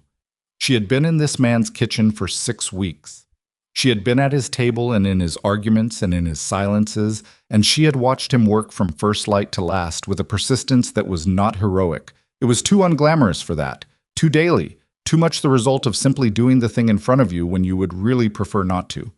And she had found it more moving than any heroism she had encountered. She had found it human in the most specific way, and she had been careful, so careful, not to let that become something she couldn't manage. She was not entirely sure she had succeeded. The stage was waiting at the far end of Mill Street. Ruth was on the boarding house porch when they passed, still in her coat and hat against the cold, and she raised a hand. Evelyn raised one back. Silas helped her down from the wagon with her bag, and he stood for a moment with his hand on the side of the wagon, and she stood with her bag and the briefing document under her arm, and the stage was 20 yards away and the driver was making the preparatory sounds of a man about to call for boarding. "You'll be careful," he said. Not a question. "Always," she said. He looked at her in the early gray light with that expression she had stopped trying to categorize. "Come back," he said. It was 2 words, and it was the plainest possible thing, and she felt it in a way that was entirely disproportionate to 2 words. But that was the thing about plain language said by people who meant it. It carried everything that hadn't been said yet. "I will," she said. She boarded the stage. What? Caswell was a thin man in his 50s with the distracted quality of someone whose mind was always slightly ahead of the conversation, which Evelyn found she worked well with because she was the same way. He met her at the boarding house the morning after she arrived, and she laid the briefing document on the table between them, and he read it in a concentrated silence that lasted 20 minutes while she drank tea and waited. And at the end of 20 minutes, he put it down and looked at her over his glasses. "Who wrote this?" he said. "I did," she said. He looked at her for a moment. "Miss Hartwell," he said. "I've been practicing land law in Wyoming for 19 years. I have received briefing documents from clients, from co-counsel, from partners in my own firm. This is—" He paused in the way of a man choosing between several words and selecting the most accurate one. "Thorough." "Thank you," she said. "I need you to tell me where it's wrong." He blinked. "Pardon?" "The arguments I've ranked first and second are the ones I'm most confident in," she said. "But I'm not a lawyer and I don't know this county's land case precedents. So I need you to tell me where my reasoning has gaps, so we can fill them before the hearing." He looked at her for another moment. Then he pulled the document back toward him and took out a pen. "All right," he said, "let's start at the top." They spent 2 full days doing exactly that. By the end of the first day, he had confirmed that the chain of title argument was as solid as she thought, had strengthened the drainage argument with 2 precedents she hadn't known, and had raised a concern about the third argument, the one about the development company's incorporation timing, that she hadn't considered, and that changed how that argument needed to be presented. On the second day, she met the other lawyers. She hadn't expected this, but Caswell had done something without telling her. He had reached out to 3 other Cheyenne attorneys whose clients held land in the Willow Creek Valley, and he had arranged for all of them to be in the same conference room on the second day to coordinate their approach to the hearing. She walked into that room and found 4 lawyers, 2 of Cora Hennessy's sons who had ridden to Cheyenne specifically for this meeting, and Dan Aldridge, who had apparently decided that caution had an appropriate limit. She was the only woman in the room. This was not unusual in her experience, and she had long ago decided that the most effective response to being the only woman in any room was to be the most prepared person in it, which she consistently was. Aldridge looked at her across the table with the considering expression of a man revising an assumption. "You're the one from Philadelphia," he said, "the one Silas brought on." "Evelyn Hartwell," she said. "I manage the Granger accounts, and I've been coordinating the legal response to the Willow Valley filing." "Silas sent a woman to represent his interests in Cheyenne," Aldridge said. "Not with hostility, with genuine assessment, trying to understand the information. Silas sent the person who has spent the last 6 weeks inside every document connected to this case," she said. "I would have thought that was the point." One of Cora's sons, the older one, whose name was Frank, and who had a look of his mother about him, made a sound that was not quite a laugh, but was in the vicinity of one. Aldridge looked at her for another moment and then nodded, once, in the way of a man who has made a decision. "All right," he said. "What do we have?" She told them, clearly, directly, without softening the difficult parts or inflating the strong ones. She walked through the chain of evidence the way she had walked Silas through it at the kitchen table, figure by figure, argument by argument, and she watched the four lawyers taking notes and the ranchers' faces shifting as they understood, in specific terms, what Bellamy had built and what they had to stand against it. When she finished, the room was quiet for a moment. Then Caswell said, "There's one more thing I found this morning that Miss Hartwell doesn't know yet." She looked at him. "The Willow Valley Development Company," he said, "filed its incorporation papers in Cheyenne 8 months ago. I pulled the filings last night." He opened a folder. "The primary investor, listed as 40% ownership, is a man named Gerald Pryor. He's a Denver land speculator who was investigated 2 years ago for a similar coordinated boundary claim operation in Colorado. The investigation closed without charges, but the pattern is documented in the Colorado County records." The room went very quiet. "The same pattern," she said. "Sufficiently similar that I believe a judge in this hearing will find it relevant," Caswell said. She looked at the folder. She thought about what this meant, not just for the Granger property, not just for the 6 families in that room, but for the mechanism of what had been built. Bellamy had not invented this. He had hired someone who had done it before, which meant there was a record, which meant there was a pattern that could be established, which changed the nature of the hearing from a boundary dispute to something with considerably more weight. "Can we get the Colorado records before the hearing?" she asked. "I've already wired for them," Caswell said. She exhaled slowly. "Then we have enough," she said. "What?" She came back to Willow Creek on a Wednesday, 5 days after she had left, 1 day later than planned, because the stage from Cheyenne had been delayed by weather, and she had spent an additional night in the boarding house Silas had arranged, writing letters to Caswell and reviewing the final argument structure until she was satisfied that there was nothing left undone that she could do from where she was. The stage came in at midday, and Silas was there. She had not asked him to meet the stage, and she had not told him specifically when she would return, only that she would be back by the end of the week at latest. He was standing at the rail with his horse and his coat and his hat, and when she climbed down with her bag, he looked at her with an expression that was doing several things at once, most of which she recognized, and one of which she was careful not to look at directly. "Well," he said. "We're in good shape," she said. "Better than I expected." She told him, standing on the street in the cold with the stage pulling away behind her, what Caswell had found. The Colorado records, Pryor, the pattern. His face did the thing it did when he was thinking very fast under a quiet surface. "Pryor," he said. "You know that name?" she said. "Heard it," he said. 2 years ago. Someone at a cattlemen's meeting mentioned a Denver man who had moved on some Colorado ranches." He paused. "I didn't connect it." "No reason you would have," she said. "He operates through incorporated entities, so the connection isn't obvious." Silas looked at her. "Is it obvious now?" he said. "With the Colorado records, yes," she said. "Caswell believes the judge will see the pattern as clearly as we do." He nodded slowly. "Then we let the lawyers do what lawyers are for," he said. "Yes," she said. "Now we wait." He took her bag from her, which she let happen because they were in the street and she was tired from 5 days of stage travel and argument preparation, and they walked to where he had the wagon. Ruth had come to the door of the boarding house and was watching from across the street with that expression she had, careful observation passing as casual observation, and Evelyn raised her hand and Ruth raised hers. On the wagon road back to the ranch, the familiar quiet settled around them again. But it was different now, the quiet. She noticed the difference and didn't examine it too closely. "The house is standing," he said after a while. "Tom kept things running." "I didn't doubt it," she said. "Caleb burned the oatmeal twice," he said. She almost laughed. It came out as something short and genuine that she hadn't entirely planned. "He was doing the cooking?" she said. "Someone had to," Silas said, and there was something dry in it, something almost self-deprecating, which was unusual for him, and which told her that 5 days of managing without her had been more complicated than he was going to say directly. "I'll make something proper tonight," she said. "You don't have to," he said. "I know," she said.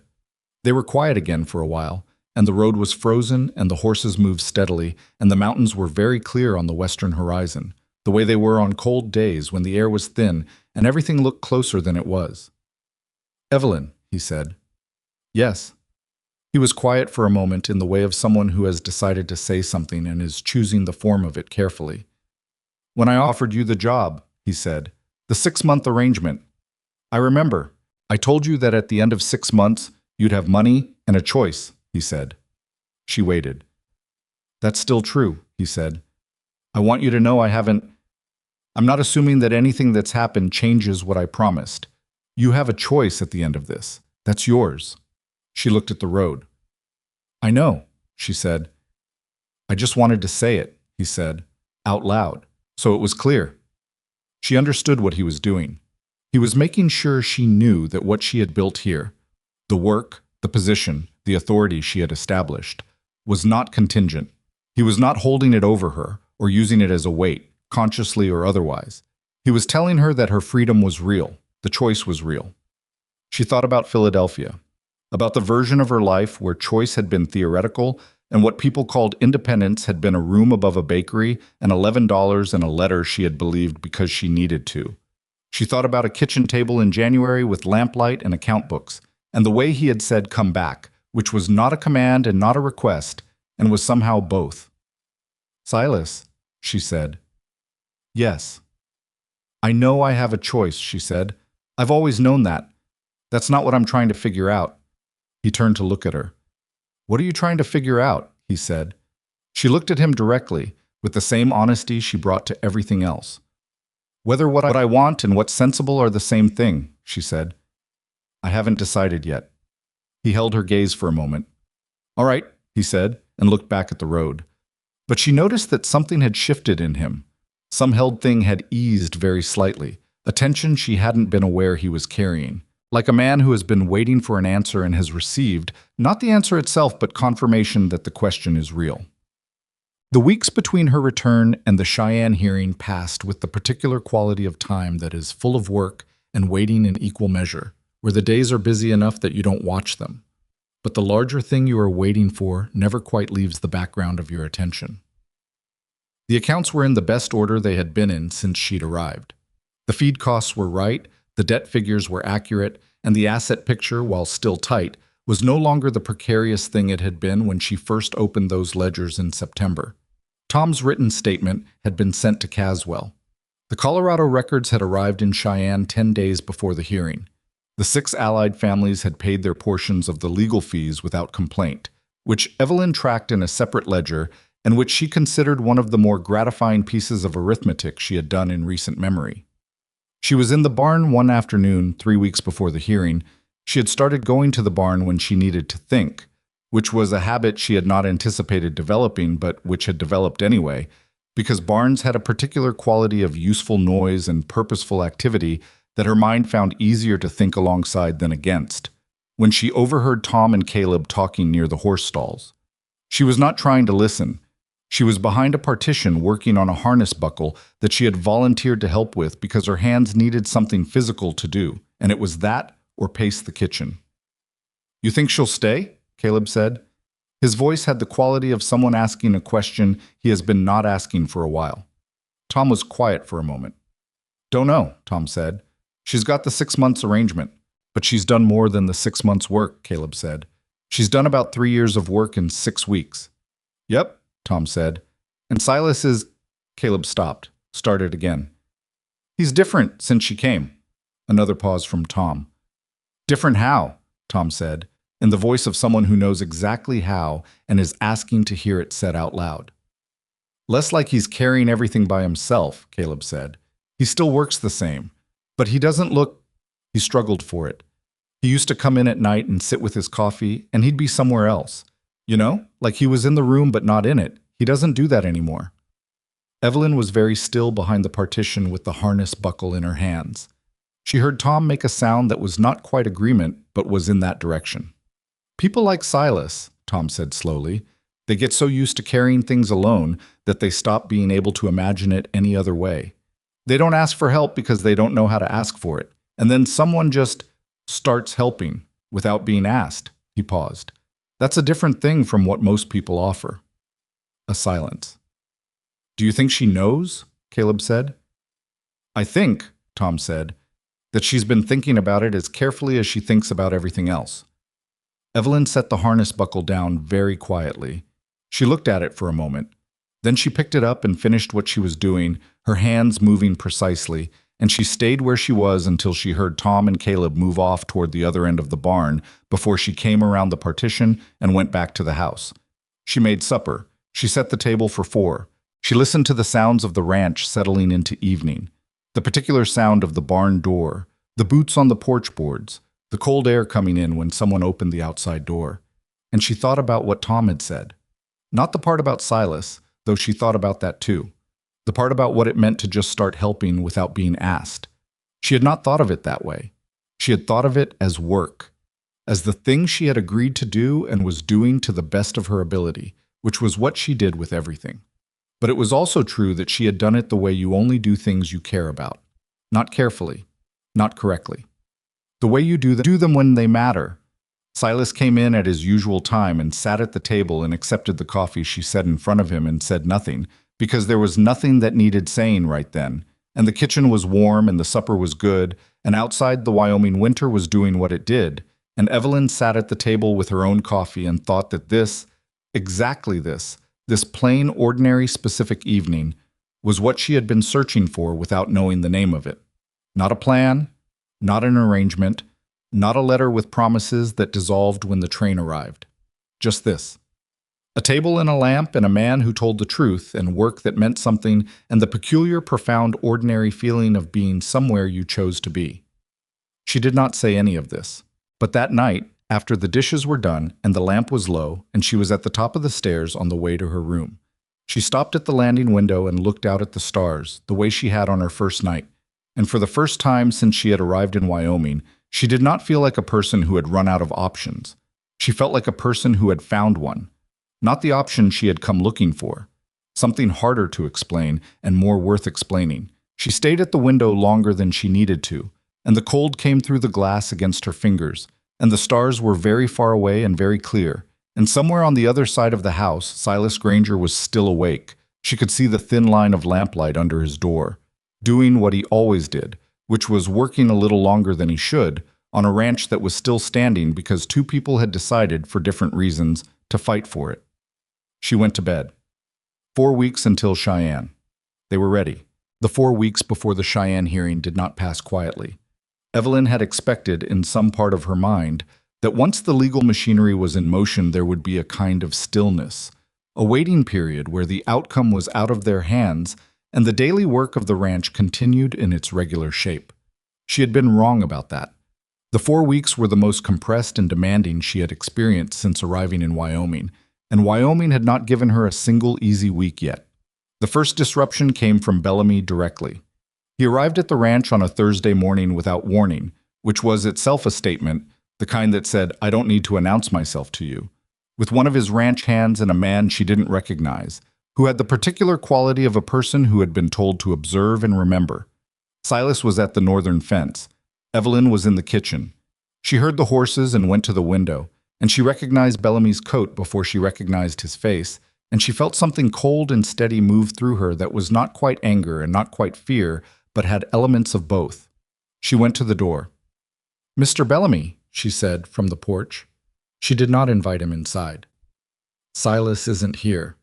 Bellamy looked up at her from his horse with an expression that had entirely dropped the social warmth she had seen on the street in January. This was a different face, harder, more direct, the face he used when he was not performing. "I know he isn't," he said. "I came to speak to you." She kept her expression neutral. "Then speak," she said. He dismounted. His hand gestured toward the unknown man to stay back, which the man did, which told her the man was there to witness, not to participate. Bellamy walked to the base of the porch steps and looked up at her. The positioning, her on the porch, him below, was not something she had planned, but she was not going to move to correct it.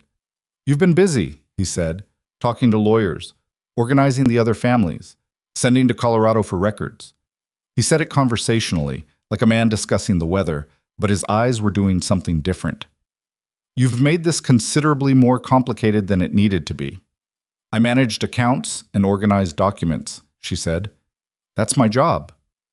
"Your job," he repeated. "Is that what we're calling it?" He tilted his head slightly. "You came here with nothing. Bellamy, He stopped himself, which was interesting. He had been about to say something and had decided against it, which meant the thing he was going to say was more revealing than he wanted it to be. "You came here with nothing," he repeated. "And Silas Granger gave you a room and a ledger. You've decided to burn everything down in gratitude." "I haven't burned anything," she said. "I documented what existed. That's not the same as burning." "The Colorado records," he said. "Pryor's involvement. You understand that once you put that in a hearing room, there are consequences that go beyond this valley." "I understand perfectly," she said. He looked at her for a long moment. "I'm prepared to make an offer," he said, "to Granger. The boundary claim is withdrawn.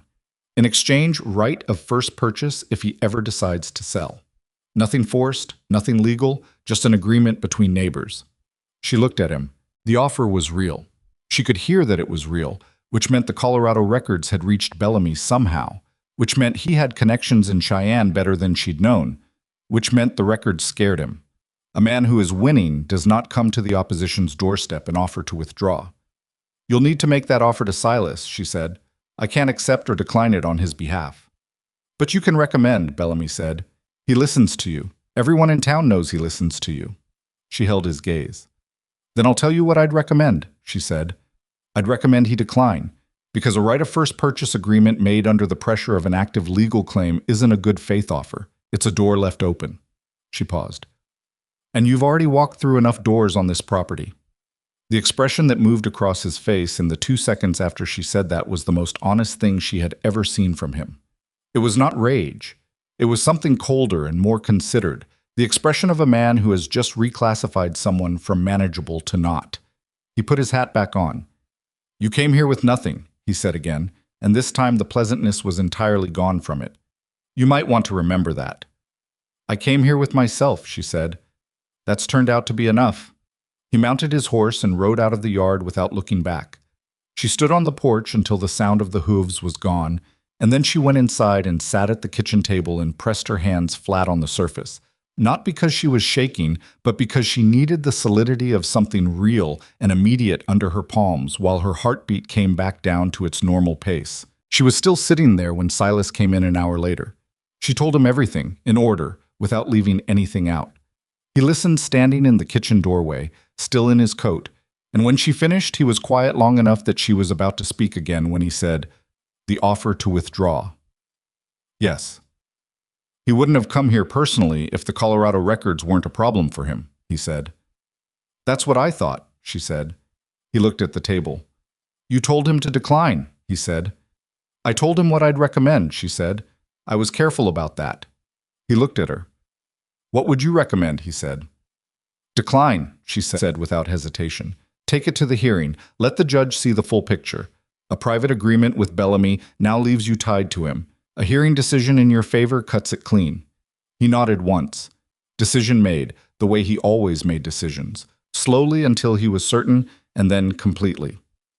"All right," he said. "We go to Cheyenne." But they went to Cheyenne on a Tuesday, which was the day before the hearing. Silas, Evelyn, Tom, who had agreed to appear in person to give his statement about the drainage rather than submit it written, because Caswell had determined that a 21-year ranch hand speaking from direct memory carried more weight in a hearing room than paper, and Caleb, who was not testifying but who had simply said, in the matter-of-fact way he had, that he was going, and that was that. Cora Hennessy met them at the Cheyenne boarding house with her 2 sons, Frank and the younger one whose name was Ned, and Dan Aldridge arrived an hour later looking like a man who had recently accepted something he had been resisting for a long time and had found, to his surprise, that the accepting was easier than the resisting. Caswell held a preparation meeting that evening in the small conference room of his office, and Evelyn sat through it and listened and spoke when she had something to add, and didn't when she didn't. And she watched Caswell handle the allied families with the particular skill of a lawyer who understands that clients need to feel prepared as much as they need to be prepared. By the time the meeting ended, she thought they were both. She did not sleep well. She was not going to pretend she did. She lay in the boarding house bed and ran through the arguments in the specific sequential way she had learned to do when something kept her awake. Not trying to stop thinking, but directing the thinking somewhere useful, going through each argument and its counter and the counter to the counter until she hit solid ground at the end of each chain. She hit solid ground every time. That was something. The hearing room was smaller than she had expected and more formal than the rest of the building suggested. A plain room made to feel important by the specific positioning of the judge's table and the way the light came in from the high east windows in the morning. The judge was a woman named Dorothea Marsh, which Evelyn had not known until that moment, and which she found she had to consciously not react to, because reacting would have been rude, and also because what mattered was not who the judge was, but what the judge saw. Bellamy's lawyers were two men from Denver, professionally composed, expensively dressed, with the practiced assurance of people who were accustomed to being the most prepared people in any room. They looked at Caswell and his allied counsel with the polite, slightly elevated attention of people who have assessed the opposition and found it manageable. They had not seen the Colorado records yet. Caswell entered them at the second hour of the hearing, after he had established the chain of title in clean, unassailable sequence, and after Tom had given his statement about the drainage in the direct, unembellished way of a man who knows what he saw and is not trying to make it more than what it was. The judge had asked Tom two questions, and Tom had answered both of them with the same economy of words he used for everything, and Evelyn had watched Dorothea Marsh write something in her notes and had felt the balance in the room shift by a degree that was small and significant. When Caswell put the Colorado records on the table, the room changed. It did not change dramatically. No one raised a voice. No one moved suddenly. It was a quieter change than that. The kind that happens when information enters a space and everyone in the space immediately understands what it means, and the understanding is different for different people. For Aldridge and the Hennessy sons, the change was something like relief, because they were finally seeing the full shape of what had been moving against them. For Bellamy's lawyers, it was the contained professional stillness of people rapidly recalculating. For Bellamy himself, who was seated at the back of the room rather than at the table, the change was something she could not read from where she sat, but could feel, the way you feel a shift in temperature before you can name the direction it's moving. Judge Marsh read the Colorado records with the concentrated attention she had given everything, and she asked 3 questions of Caswell, and Caswell answered them, and then she looked at Bellamy's primary lawyer and said, in a tone that was entirely professional and gave absolutely nothing away, "Your response to the pattern documentation, counselor." The response took 20 minutes and was professionally executed and ultimately did not hold. The chain of title was unbroken. Tom's statement placed the drainage damage after Bellamy's property work, not before. The Colorado records established a pattern of coordinated boundary challenges through incorporated entities that matched the current filing in structure and in geography.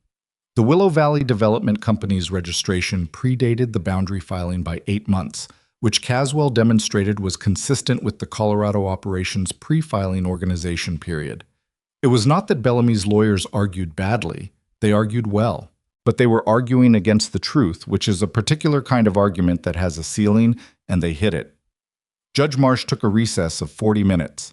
When she came back, she ruled from the bench, which Caswell had told Evelyn was unusual and meant she considered the record clear enough not to require extended deliberation. The boundary claim was dismissed. The 1861 deed was confirmed as recorded and legally sound. The 40 acres remained part of the Granger property. The court noted, for the record, the Colorado documentation and reserved the right of any affected party to bring a separate action regarding the drainage damage to the eastern pasture. That last part was Caswell's doing. Evelyn had not expected it, and she felt it when it was read. A small, sharp thing in her chest that was not triumph, but was close to it. The drainage damage was on the record. Bellamy would carry that into whatever he tried to do next. The room did not erupt. Real victories in real rooms rarely look like the victories in stories. There was a quiet exhale from the Hennessy boys. Aldridge pressed his mouth flat in the way of a man who is relieved and would not say so in company. Tom, who was seated beside Evelyn, looked at the judge's table for a moment, and then looked at the window and said nothing, which was Tom saying everything.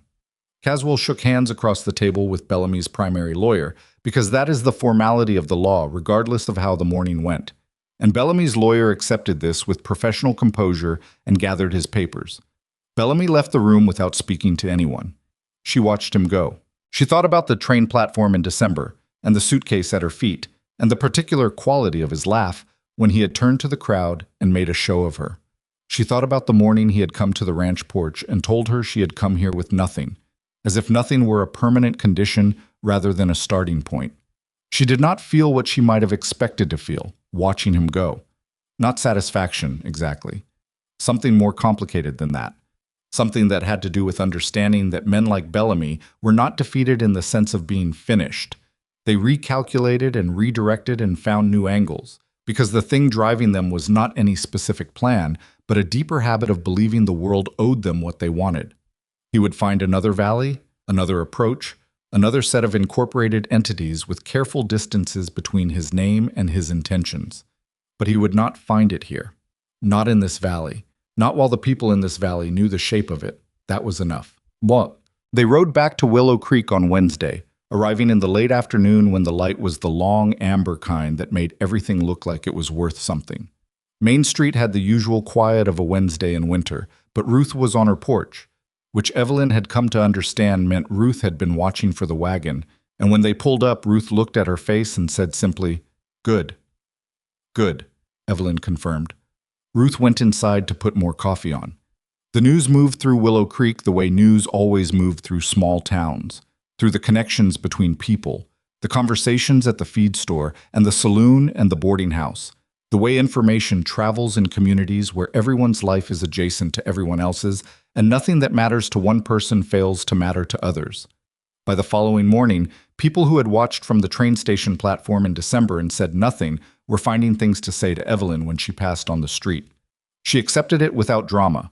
She was not going to perform either modesty or satisfaction. She simply nodded, said the appropriate things, and kept moving because there was still work to do, and the ranch did not pause for courthouse victories. What she had not expected was the conversation with Cora Hennessy. Cora came to the ranch on the Friday after they returned, alone, riding the distance from her property with the unhurried capability of a woman who had been on horseback since she was a child and found it more reliable than most other forms of transportation. She tied her horse at the rail and came to the door and accepted the coffee Evelyn offered, and sat at the kitchen table with the directness of someone who has come to say something specific. "My Frank asked me on the ride back from Cheyenne," Cora said, wrapping her hands around the cup, "how a woman from Philadelphia knew how to do what you did." Evelyn looked at her. "What did you tell him?" she asked. "I told him that was the wrong question," Cora said. "The right question is what kind of person learns what they need to learn when they need to learn it, instead of waiting to find out if they already know it." She looked at Evelyn across the table with the direct eyes of a woman who had run 320 acres alone for 8 years and had opinions forged in actual fire. "You're that kind of person." Evelyn held her gaze. "So are you," she said. Cora made a sound that was something between acknowledgement and dismissal, the sound of a person who does not traffic in compliments about herself. "I've been out here a long time," Cora said. "I've watched people arrive and leave and arrive and leave. I've watched people come with ideas about what this life was going to be and find out it was something else and couldn't adjust." She paused. "And I've watched a few who arrived broken open by something and found out the breaking was exactly what they needed." She looked at her coffee. "That's rarer." Evelyn did not say anything because she had learned that some things needed room. "Silas is a good man," Cora said. "He's been alone out here a long time, not for lack of being good, because being good isn't always enough to stop being lonely." She said it without sentiment, just observation. "I don't interfere in other people's choices. It's not my nature." She looked up. "But I'm saying what I see, to someone who I think prefers to know what's real." Evelyn looked at her for a moment. "I prefer to know what's real," she confirmed. "Good," Cora said. She finished her coffee and stood up and put her coat back on with the efficiency of someone who had said what she came to say. "The eastern pasture section," she said, moving toward the door. "When you're ready to think about the spring lease, Ned might be interested. He's been looking for additional grazing." Evelyn almost laughed. "I'll talk to Tom about it," she said. Cora nodded and went back to her horse, and Evelyn stood in the kitchen doorway and watched her ride away and thought that the frontier produced a specific kind of woman, formed by weather and work, and the sustained choice to stay when leaving would have been easier, and that she had not understood what that meant until recently, until she had begun, without entirely noticing the moment it happened, to become one. The 6 months ended on a Wednesday in June. She knew the date because she had watched it on the calendar in the methodical way she watched all dates, because dates were information, and information was how she navigated. She had not said anything about it, neither had Silas. The date arrived and the morning was warm for the first time in a long time. Genuinely warm. The kind of warmth that reminded you the world had temperatures other than cold. And the ranch was alive in the specific way it was alive in the early summer, with the cattle on good grass and the eastern pasture's upper section being used by Ned Hennessy's herd under the lease agreement Tom had negotiated with the particular quiet pride of a man who has been trusted with something important. She made breakfast. Silas came in from the barn and sat at the table. They ate. After a while he said, 6 months. Yes, she said. He wrapped both hands around his coffee cup, which was what he did when he was about to say something he had thought about carefully. You have money, he said. What you earned. It's in the account. He paused. Enough to get you where you'd want to go. She looked at him. And what you promised me, she said. A choice. Yes. She was quiet for a moment. I've been thinking about what you said on the wagon road, she said, after Cheyenne, about not wanting me to feel like anything had changed the terms. I meant it, he said. I know, she said. That's part of what I've been thinking about. She set her cup down. Silas, I came here because I had nowhere to go and someone offered me a dignified way to land. That was real, and I don't pretend otherwise. She looked at him directly. But somewhere between the September ledger and the Cheyenne hearing, this stopped being about having somewhere to go. He was very still. What is it about? He said. This, she said simply. The work. This ranch. Tom's written statement and Caleb hauling water every morning before I get to the well. Cora Hennessy and her frank opinions. The eastern pasture coming back. She paused. You. She said the last word without looking away, because she had never been a person who looked away from things that were true. He set his cup down. Evelyn, he said, and then stopped. He pressed his mouth together, which was what he did when he was trying to find the right form for something. I am not a man who is easy to live with. I know that about myself. I work too much. I don't talk enough. I spent so many years believing this ranch was the most important thing in my life that I forgot to leave room for. He stopped again. I forgot to leave room. I know, she said. I've been watching you for 6 months. And that doesn't, he looked at her, that doesn't put you off. No, she said, because you're also the man who walked across a train platform to say the name of someone who was being cruel when you didn't have to. And the man who offered a stranger, not a rescue, but a choice. And the man who has been honest with me every single day I've been here, even when honest was harder than the alternative. She held his gaze. I've had enough of easy in my life, Silas. Easy always turned out to be something else. He looked at her for a long moment. Outside the kitchen window, the summer morning was doing what summer mornings do. Moving forward, indifferent and warm, full of the sounds of a working ranch and the smell of grass coming back, and somewhere the particular quality of a day that is going to be long and good and worth the being awake for it. I'm not going to tell you I love you, he said, and have it sound like something I said because the moment called for it. So I'm going to tell you that you are the only person who has ever walked into this house and made it feel like a place I wanted to come back to at the end of the day, instead of a place I came back to because it was mine. And I'm going to tell you that watching you stand on that porch and face Bellamy down without taking one step back was one of the finest things I have ever seen in my life. And I'm going to tell you, he paused, that I would like very much for you to stay, not because the ranch needs you, because I do. Evelyn looked at him. She thought about the girl who had answered an advertisement because she was desperate and had nothing and needed to believe in a letter.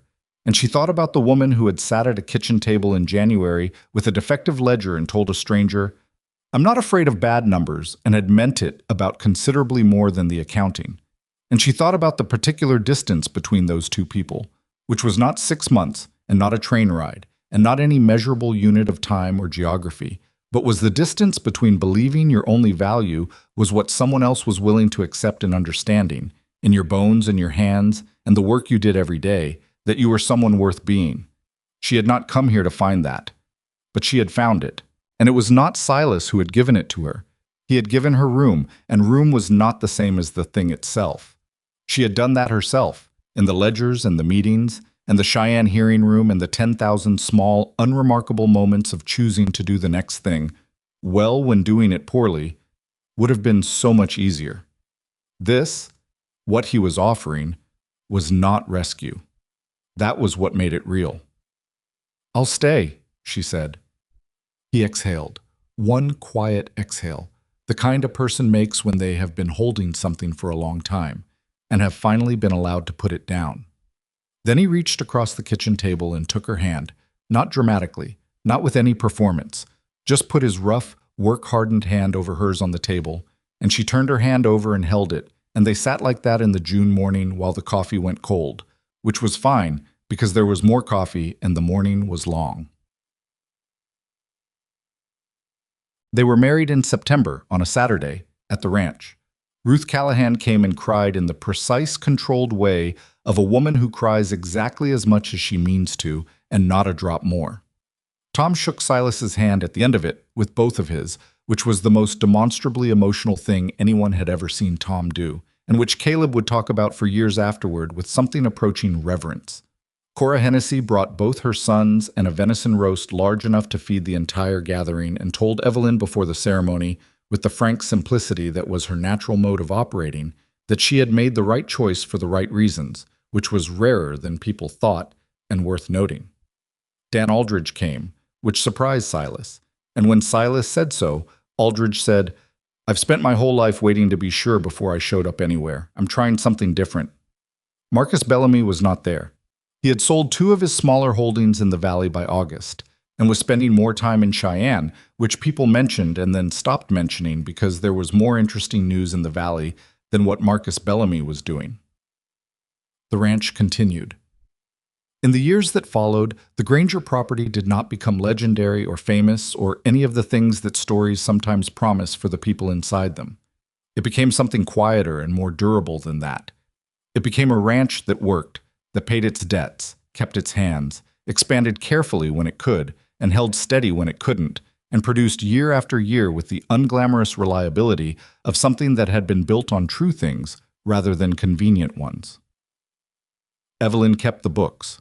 She was better at it every year, not because she had learned something new about accounting, but because she had learned more about the specific human truth of what the numbers were recording, the work behind each figure, the weather that shaped each season's outcome, the decisions that had been right and the ones that had been wrong, and the way both kinds accumulated into something you could either learn from or be weighed down by, depending entirely on what you chose to do with them.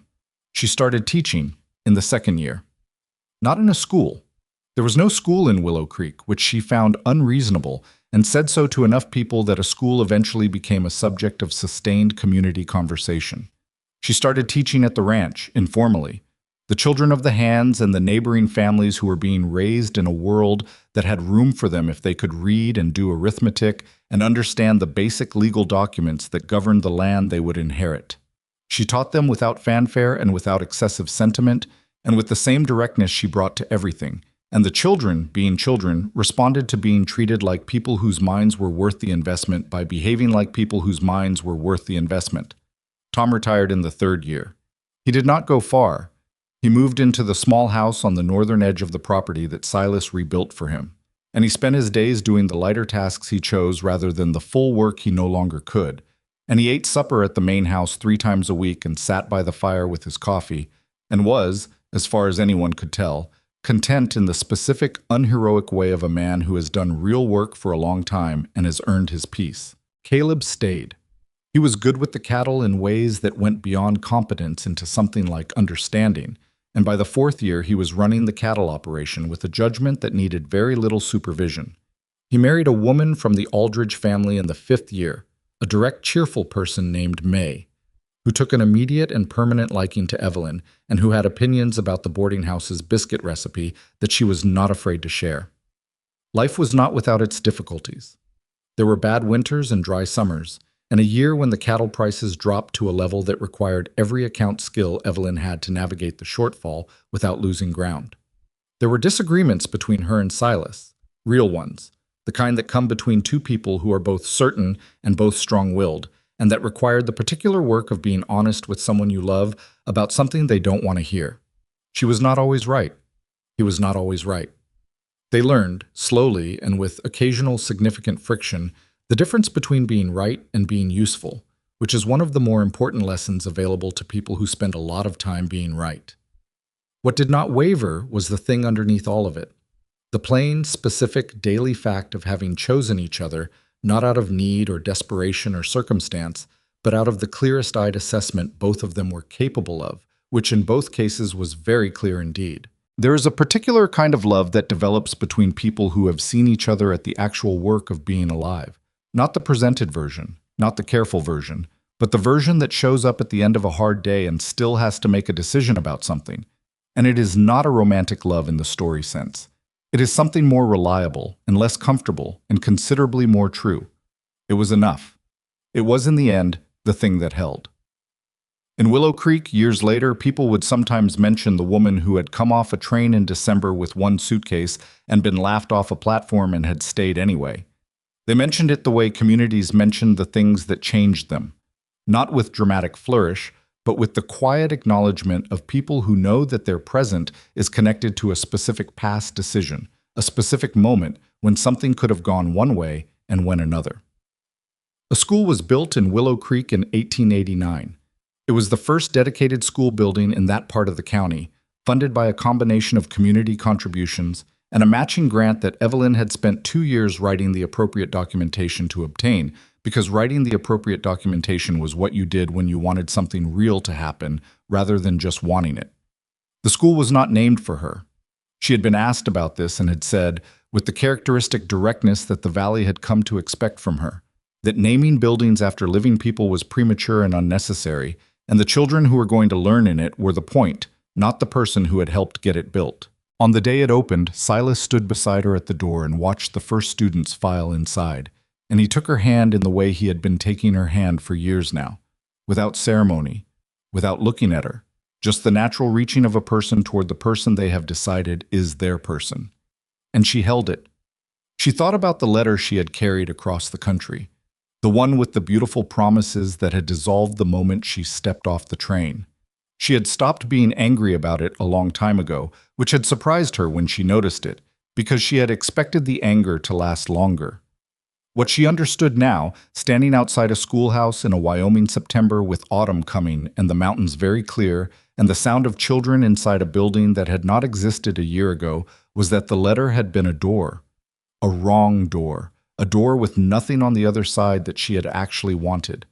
But she had walked through it, and on the other side, through a series of events and choices and cold mornings and honest conversations and one very long night with account books in Cheyenne, she had found something she could not have written in a letter because she had not known it existed to want. She had found herself, clear and specific and capable and imperfect and entirely real. The version of herself that had always been there underneath the version that had been waiting for someone to tell her where to stand. And beside that self, she had found not rescue, not arrangement, not the managed safety of someone else's plan, but a man who had watched her become this person and had chosen to stand next to it for the rest of his life. Silas squeezed her hand. She squeezed back. Inside the schoolhouse, someone, one of the younger children, a girl with red braids, was laughing at something, and the sound of it came through the open window into the September morning, clear and ordinary and completely alive, the way the best sounds are. They walked home. The work was waiting. It was always waiting. And for the first time in her life, that was not a wait. It was just what came next.